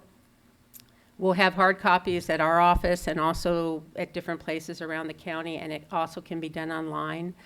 This survey is going to be pretty extensive. The information we gather, we'll be able to sort it in terms of regions, by zip codes, by counties, so we'll be able to give you some good data about the people in your areas and what they're saying and what they're thinking and what they're needing. Ideally, the more people fill it out, the better the data will be. So we hope that you'll encourage folks to do that and give us their input. The results are included in our area plan that we do. Unfortunately, because our area plan only has the Federal Older Americans Act money to distribute, we can come up with a lot of issues and concerns and needs and show the data, show you that, but we can't always just jump and go and do that service instead of something else. But it does serve as a planning tool. So when we start thinking, okay, what were the issues that rose to the top? Where should we be looking? Where should we be advocating in our community to find resources to address those issues? Our senior information guide is also being updated currently. It goes out to, we do 12,000 copies for Humboldt and Del Norte County, and it will be going out in January. There'll be new copies of that. If it's done by underwriting, that's how we fund it.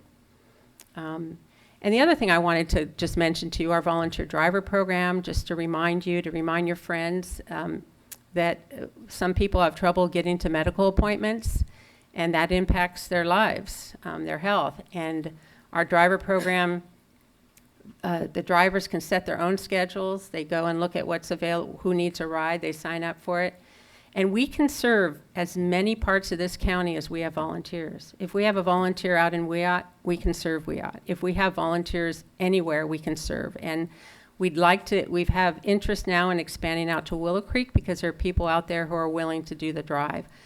So when people call and say, well, why can't you serve me? It's because we don't have volunteers in your area. And if you live in Eureka and you're driving to Hydesville to pick someone up to take them to Eureka and then take them back to Hydesville and come back to Eureka, that can be a long haul for a volunteer. And we do have volunteers who will sometimes stretch that way, but we can't get them to do it every time. So it's fun. Most of our drivers, they love it. You get to meet all kinds of great people. You get to talk, hear stories, and share stories. It's, you know, for people who tend to not socialize or aren't doing very much, maybe retired, this is a way to built-in socialization. You get to go and pick somebody up and chat with them. So please encourage folks. We also have our North Coast Home Share program. We are trying to get this going. What we need is we need people who have space in their homes and they're willing to rent extra space out to somebody who needs housing. You can be renting it to students, to people your own age, to people whatever, but we're really, the goal is to help older adults who are living alone in large homes, who don't want to move, who have no place to move, who sometimes their kids are worried about them because they're living alone and they can't afford a caregiver and they don't need a caregiver 24/7. So what's the best thing to do? Get someone living there, well matched, well suited, and background checked, and have them support each other. And right now we could put this out and have hundreds of people wanting rooms. What we need is the housing first. So please keep that in your mind and talk to your friends about it. We do have applications for both the homeowner and the home seeker on our webpage. And when the applications come in, our staff kind of look at who's in there and try to get people matched up. And we do, both folks get background checked. And we kind of give support to that so that it's not just here, you're on your own. And we're raising money for that. I forgot about that. Guess what? This is at Mad River Brewery. So Wednesday, November 6th, if you'd like to come out and have a beer, you know the drill. And then again, when the next task force meets. So that's all. I appreciate your time. I also brought a couple copies of the San Francisco study to give to your staff, depending on who you think ought to have them. You can take a look at them too. There's some really good information in there, and it's a really good guide for us locally. Great. Supervisor Fennell. Well, thank you very much, Maggie, for that presentation. Talking about the volunteer drivers, I know a couple of people from the Hydesville area who do great work, and I echo your call to anybody who's interested in helping. It really is a good service, and I know we've had to draw into the metropolitan area, and it would be great to start sending it out. On the issue of hoarding, I just I talked with somebody recently who was helping a hoarder, and the issue actually was that the hoarder had set fire to their own home at one point just by having a small fire, and it's spreading out into all of the materials that were stored in the home. Lost his home because of that. And so my question is, when you get to someone and they're ready for help, what is it that click that says, okay, I'm not going to hoard anymore? Because it seems like it's such a compelling thing, you know. I don't think there's a click of I'm not going to hoard anymore, a light switch. I think it's more going to be a point where people realize that they have to slow down, they have to stop, but it often comes with the biggest challenge is people who rent. People who rent are under constant stress and pressure by the landlord. And that's something I really want to start working with landlords to help them address the situation in a more useful way. There's so much anxiety already around the stuff and already around this, and there's so much shaming and self-shaming that coming in and threatening, having that stick without a carrot is just not work. It just doesn't work, and it doesn't solve the problem. So most people I'm working with, they realize they have a problem. But there's a lot of factors that make it difficult to address it, so they have to work at it slowly. I think a lot of it is like any issue that you have that you do too much of. You don't just turn it off and it goes away. Even if even if these people stopped right now from bringing another item into their home, they still have to remove things. And letting go of things, sometimes it's because of attention. Sometimes as they value everything, there's all different reasons why people hoard. And so you have to address the reason. What is their hook? Why is it they are doing it? Is it attached? Do they put emotional attachment to everything? Do they think everything is useful so they can't waste it? What is their main driver? And then you have to work with that driver. And cognitive behavioral therapy is one useful therapy that these people, to be effective, they need a therapist helping them. We could have someone go in and help them clear it, but without a therapist helping them work on being ready to let go of it, you're just going to traumatize them. So it's not a simple thing, it's different, but imagine, somebody who has a weight problem. Why you might have a weight problem, and what you might need to do. But you can't do it all overnight, and you have to do it constantly. You can't just say, okay, I'm going to lose 20 pounds now and then go back to the same behavior that you got the 20 pounds, because you'll bring the weight back. And so it's a constant monitoring of something. It's not a light switch. I hoard, I don't hoard. It's a constant process. And people who work through this are dealing with it the rest of their lives. They have to manage it in a way a person who gains weight easily or has food addictions has to manage that for the rest of their life. It's not a cure. You can't be cured. So I don't know if that helps, but. Sir, Bess. Thank you, Mr. Chair. And thank you, Maggie, for being here. And I noticed through the years of whether doing door-to-door for campaigns or going neighborhood for issues, I was so surprised at first. It's like you can't figure out how some people even get in their own houses. So they've become a lot more aware. And you're right, we have had to call, send in code enforcement, and it happens again, because it's really hard to get out of the habit. So I appreciate that this task force is set up. And I did have questions, though, say on a couple items unrelated to hoarding, but the home share. I think it's a great program. People don't know about it. I was talking to some people recently who live next door to a very big house that's and the person who lives there is very active. They're like almost 90, but driving. They're very active, but there's no one else that lives there. And I was talking to the neighbor, and I think some people just don't know what that looks like. And I think one question is, how do you address people that you think might have a suitable situation without them feeling like you're, trying to impose something on them? So I don't know if you have any helps on that. And then Yeah. So first, one of the reasons that people don't know about it is we started in one direction. We were going to coordinate with an outside entity that had a web page, because we don't have any money to run this program right now. So we thought, well, we'd work with this entity, encourage people to sign up on what was called Silver Nest.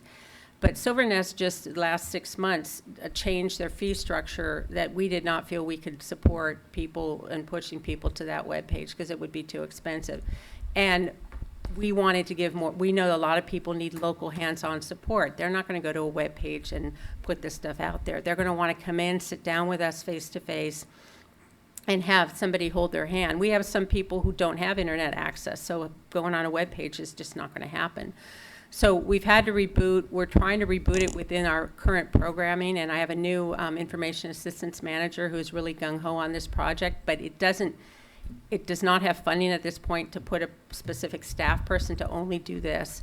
But we are going to start moving out some outreach and some more education, because you're right, if you don't know about it, how can you do it? And I would say that, you know, some people, this would be helpful for them, not because they need help, but because they might want a little extra cash. You know, you're renting a room. The idea is you rent a room. Now you can have an agreement, well, I rent you partially, but you also do my grocery shopping, or you mow my lawn.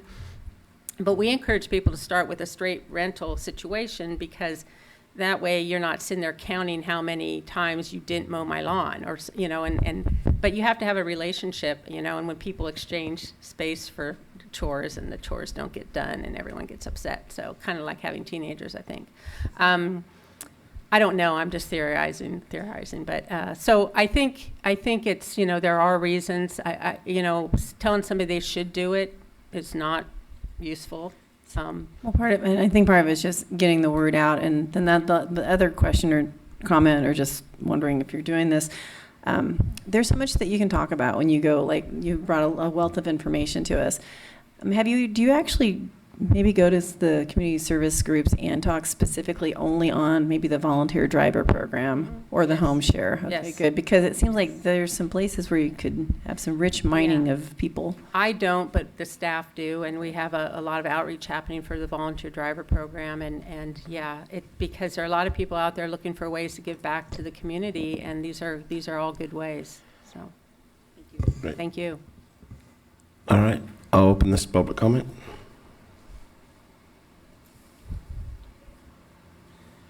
Full transparency, I'm a hoarder. Not the kind like Barry, Dale, Houston, Eisenhower, and about 5 other names after that when he sent me his rent check. I was one of those landlords. Barry was there probably for, I don't know, 10 or 12 years, $265 a year the whole time he was there. When it came time that Barry decided to move, of course, it started at the kitchen with empty bean cans on the walls up this high, pathways through every single room. So that Barry was a classic hoarder as far as you say. Just about everybody has the hoarding gene out there in them. You all have something you hoard, something that's important to you. It gives you security. It gives you a feeling of comfort. It may be a collection of dolls. It may be things. I hoard things. I guess Rex's definition as far as what a large cannabis grow is, somebody who's bigger than yours. Well, for us hoarders, it's somebody as a hoarder who hoards something different than what I hoard. My family would like me to start working things, and I have to start working things, you know. I've hoarded things like my garage has everything from a whole bunch of construction tools, stuff. People come and get from me all the time because I'm a hoarder. I buy out things like hardware stores and things. My son is finally finding out why I hoarded, because he's doing a remodel. Dad, do you have this? Yes. Do you have that? Yes. We have all that stuff. I'm hoarding it. I also hoard, I have 1972 Porsches in my garage that I've been hoarding, 911s, very nice. About time to get those fixed up, maybe, bring them out, I think, but I've been hoarding for a long time. The people, like you say, can't necessarily be changed by taking their stuff. If my family were to take my stuff, I'd put more stuff.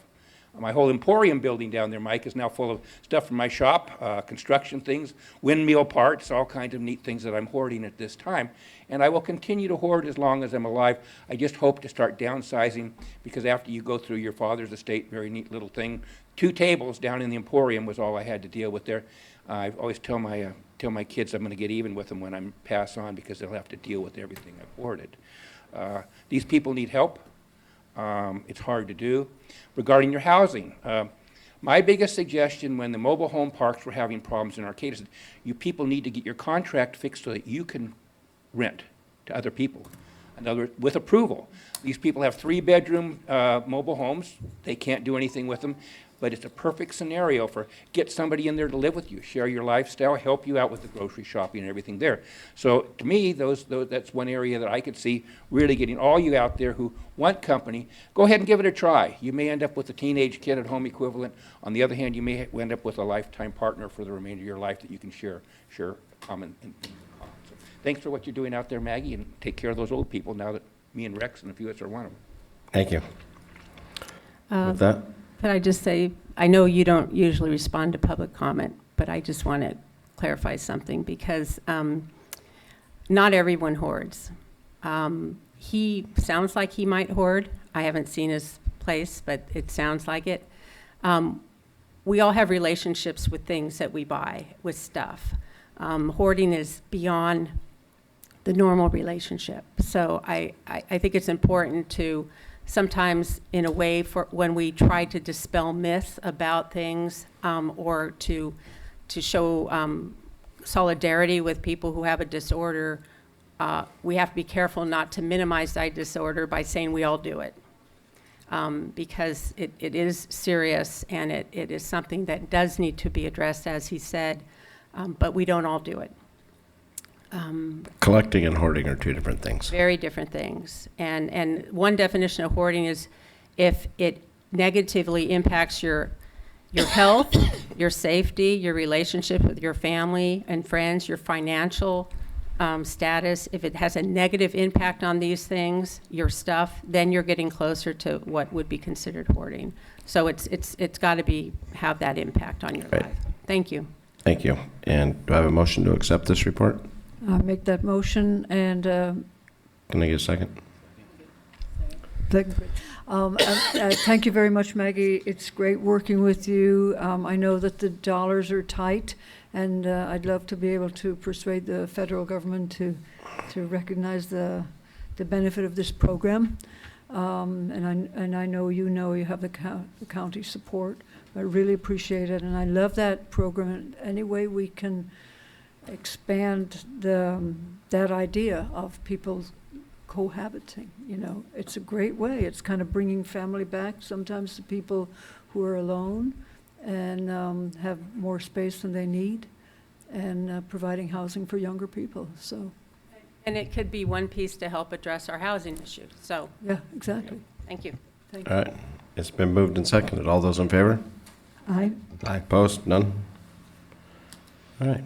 Now we go to the CAO's office for an update on the county facility master planning efforts. Thank you, Chair Bohn. Today I have a brief update on the county's facility master planning efforts. The county has 220 facilities, 140 of which the county owns, and 80 of those are leased. In March of 2018, your board approved a professional services agreement with the KPA group for facility assessment and master planning services. The purpose of the facilities master plan is to improve resident services, reduce operational costs, and improve the overall condition of county-owned facilities. On April 16th, 2019, your board authorized additional facility master planning services, and that included planning for Clark Complex, one-stop permitting, and master plans for Garberville and Willow Creek, and as ADA transition planning services. Since the KPA group had a lot of information on our facilities, it made sense to include ADA transitional planning services as well. The draft facilities master plan from KPA has identified that county-owned facilities are generally in poor condition. The leased facilities require significant improvements due to ADA requirements. Co-location of facilities would improve service delivery to the public and could improve collaboration among county departments as well as work efficiency. The facilities master plan is likely to include recommendations to construct new facilities as well.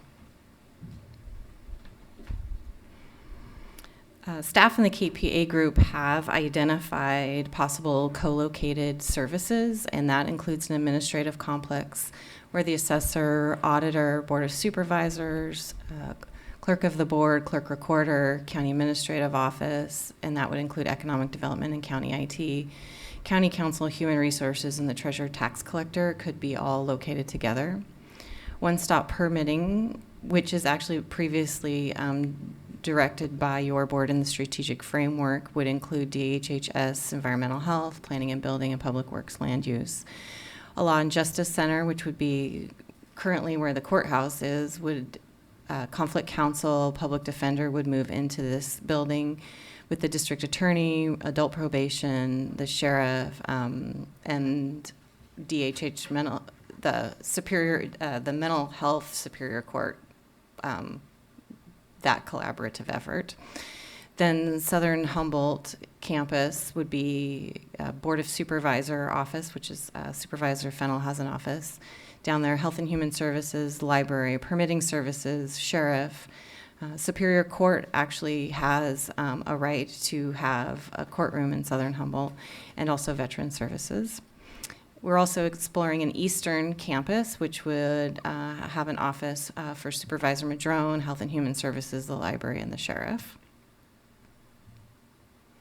So some of the potential sites that the facility master plan is looking at is the 4th Street properties, the 3 parcels that your board has already taken action on, and those are located next to the Public Defender's building. We're also looking at the 2nd Street properties on the 900 block of 2nd Street. And currently facility maintenance and the materials lab are located there. Both of these properties would require either demolition or relocating services in order to construct a new facility. Some of the options at the 4th Street property could be the admin complex, one-stop permitting or one-stop permitting with Public Works, or Public Works, Administration, Environmental Services, Facility Management, and Roads. There's many options that can be housed at this property, as well as same with the 2nd Street properties. For Willow Creek, we are looking at a property right along Highway 299. That property is being appraised. If that appraisal is reasonable, then we would bring an item to your board to explore that purchase. That property would need to be renovated, and again, it would include a board of supervisor office, Health and Human Services, the library, and the sheriff. We also have projects already in progress. For example, the Humboldt County Correction Reentry Resource Center. This is the gravel lot to the east of the Humboldt County Correctional Facility, currently used for parking. Once this facility is constructed, it will have 44 beds, 28 for men, 10 for women, and 6 for mental health. This focuses on successful reentry into society. This will also house the sheriff swap program and probation day center reporting. We will lose spots, parking spots, with the construction of this project. We also have the Garberville mini campus. That is your board approved design services for that project on November 13th of 2018, and that project is likely to go out to bid soon. And this will house the sheriff's substation, the library. There will be some meeting space also for the Garberville veterans or other community groups.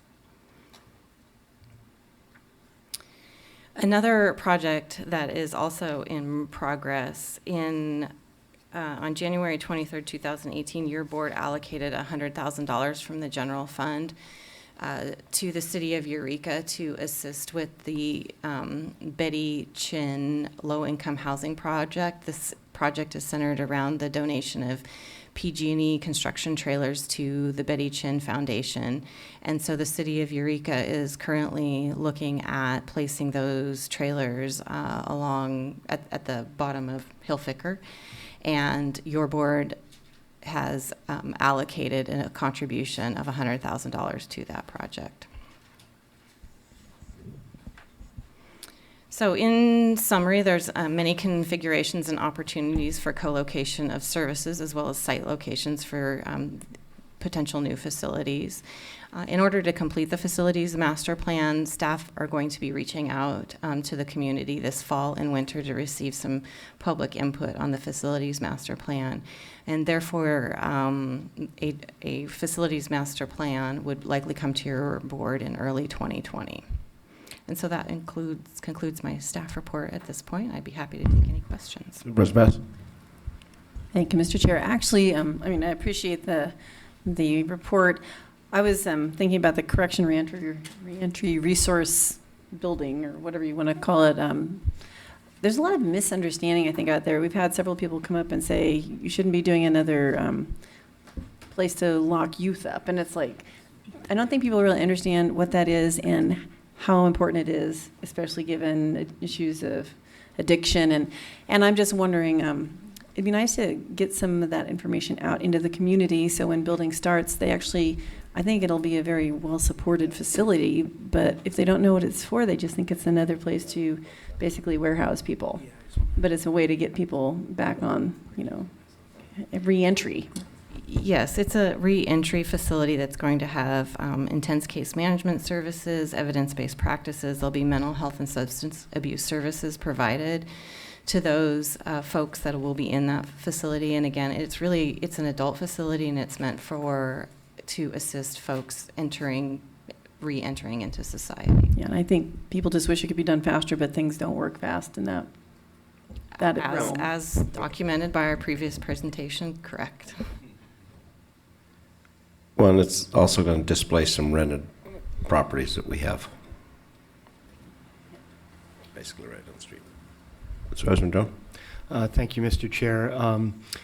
I really am excited about this facilities master plan. I mean, co-location is such a great thing for the community and for staff to be able to get our work done more efficiently. I also appreciate the work that is being done to assist with the Betty Chin Center, because as if we locate in this 4th Street property and lose some of that low-income housing, I think it's great that we're working on this arena down there at Hillficker to get some new housing there. But also with the passage of the housing element last month, and the fact that we as a county are now going to be proactively, rather than in a reactionary way. We're not just handling permits anymore. We're going to actually be seeking out partnerships, whether it's working with, HUPA and the modular facility or other kinds of programs to create low-income housing. So I appreciate that. I like the ideas of having subground parking so that the lot can produce a whole lot more than just parking. So those are some of the things. And I also appreciate the efforts to create these campuses, both in southern Humboldt and also out in Willow Creek, because I know for Supervisor Fennell and myself, being out in those remote areas, it's great to have that for the community and for ourselves. For myself in Willow Creek, I would like to explore the sharing of whatever office space might be developed for me out there with the seniors. Willow Creek supposedly has a higher percentage of seniors per capita of any community in Humboldt County. And it's because it was a retirement community. Many people bought out there to retire. They finished their career and retired there. So there's a very large senior population with no senior center out there whatsoever. Our Vets Hall's in pretty good shape out there, but that's actually privately owned, I believe. I don't think it's county owned, the Vets Hall out in Garberville. In Willow Creek, excuse me. So, I might be out there one day a week, and so the rest of the week, if I could share that with the seniors so they could have some operation, I'd like to explore that possibility as we develop that campus, I guess. So that the space is fully utilized all days of the week. It's just a concept that I've been exploring with that community. Supervisor Fennell? I know that for people on the outside looking in, it seems like it's taking a long time, but I want to express a great deal of appreciation for everybody working on the Garberville mini campus, and then eventually the more permanent campus. The idea of co-location is great. The planning department is now sharing the same building that I am, and I think the community really, really appreciates the ability to be able to visit with the planning department without having to come to Eureka. But the next phase, I know, is a ways out, but I do want people to understand that the services are going to continue and will get better, and we will be looking to bring the courts back down southern Humboldt as soon as possible, and to also have a bigger space for the vets. At least now we have something, and I just really appreciate the work that's gone into that. And also look at the whole concept of county campus here in the central location as well, and we talked a little bit about parking the last time we talked about Ford Street. I think we can come up with some good solutions to relieve that issue as well. But this will all, you know, when people see it from the outside, when construction is happening, it may be impactful. But the longer term vision is, I think, really good. And I want to again thank you, everybody involved in that. Yeah. Is there any public comment on this item? Well, this is Humboldt County, so if there's any place you're entitled to a pipe dream, go ahead and have it here. For those of you who are tracking, you know, and I all night long when I'm awake, not Channel 10 hardly at all anymore, but I hit all the different news stations, and of course, on and during the day, Fox News, any news to do with the stock market, they're not just using the R word recession now. They're actually every other comment is the D word, depression. So nice to have a long-term plan, nice to have these pipe dreams.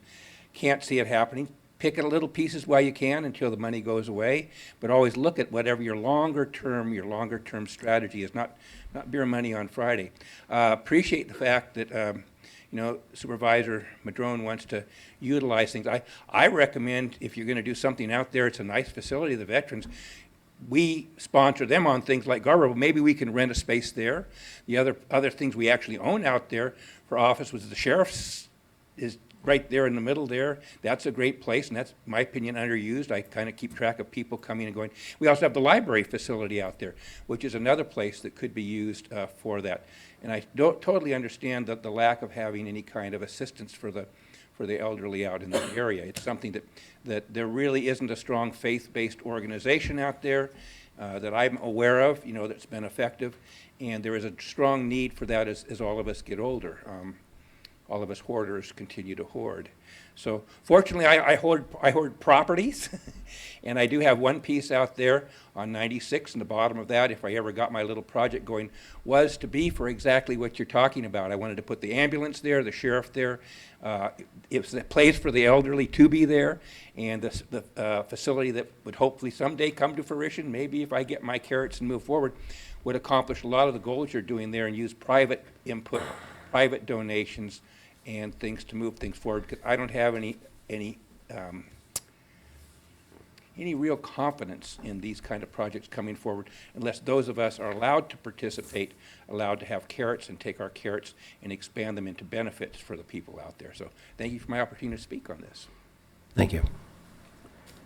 With that, do we want to make a motion to accept that report? I make a motion that we accept the report. Second. It's been moved and seconded. All those in favor? Aye. Aye. Opposed? None.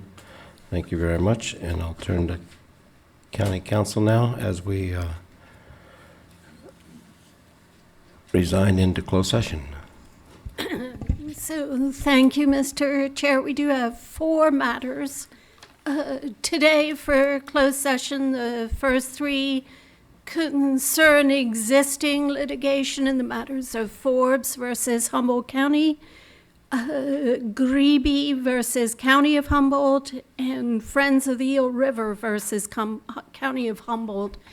The 4th item concerns circumstances that give rise to a significant exposure to litigation in one case. Okay. And with that, I'll Hold on, open it hold to on. public comment. With the item number 1, Supervisor Wilson will be recusing himself because of a relationship involved with that matter. Public comment? Well, I've got the list of current and closed cases handled by Porter Scott between March 2017 and 2019. If I recall, all these cases cost you $259,000 to have this firm work on during that time period to current. And that has to do with your liability fund. And my understanding it is that is money that is not being misappropriated, contrary to what your other firms were misappropriating to use from the liability fund for the purpose of negotiating contracts with your employees. Strongly support that. James Forbes, Robert Greeby, and Friends of the Eel are not on this particular form, so obviously you have some other outside counsel handling that particular one. Number 4. and is emphasized by not Jefferson Billingsley, Deputy County Counsel, but our current sitting person here, what I think is Assistant County Counsel and Acting County Counsel instead. Basically, significant exposure to litigation, number of cases, just one. I can't believe it's just one. I think you have a lot of significant ones. I think even the thing I brought forward today, where in my opinion, county counsel or on paid administrative leave, county counsel reputation was smeared right here in the public forum and the public records with what you're saying out there. My opinion, that could be significant, another significant one. Strongly support when you come out of closed sessions that you report out. I've noticed it's an ongoing thing. Actions have been taken frequently. I don't see the reporting out, nor do I find the paper trail. My understanding is any decision that's been made, yes, no, whatever's coming out of that is required to be reported out, any kind of action that's taken.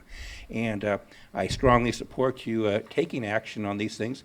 I don't know whether this one is maybe the lawsuit on the timber exclusive. I kind of warned people not to bring that one forward. Allison Jackson, I don't know, because this is anticipated, and that would be a major litigation. That could cost the county quite a bit of money, and there was no reason for these things to be brought forward under that thing. We could have all done this later without having contention, without what I refer to as poking the bear or kicking the hornet's nest, and now we're in the position we're in. So don't know which one we're talking about, but if it's significant, I highly recommend that you start trying to do preemptive on your decisions and what you do in the public forum.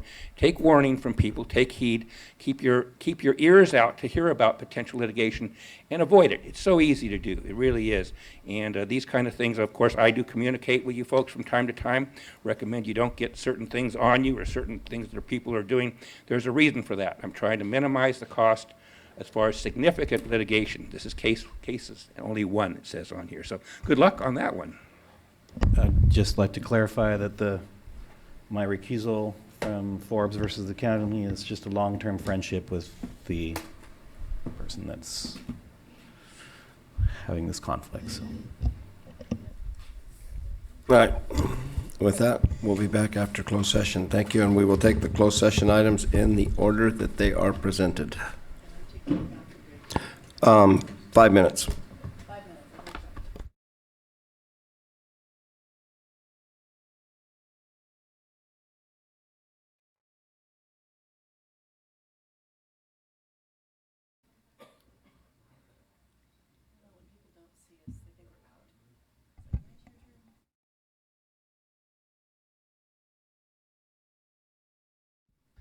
With that, after our closed session, we are back in order, and I will turn to County Counsel to report out of closed session, please.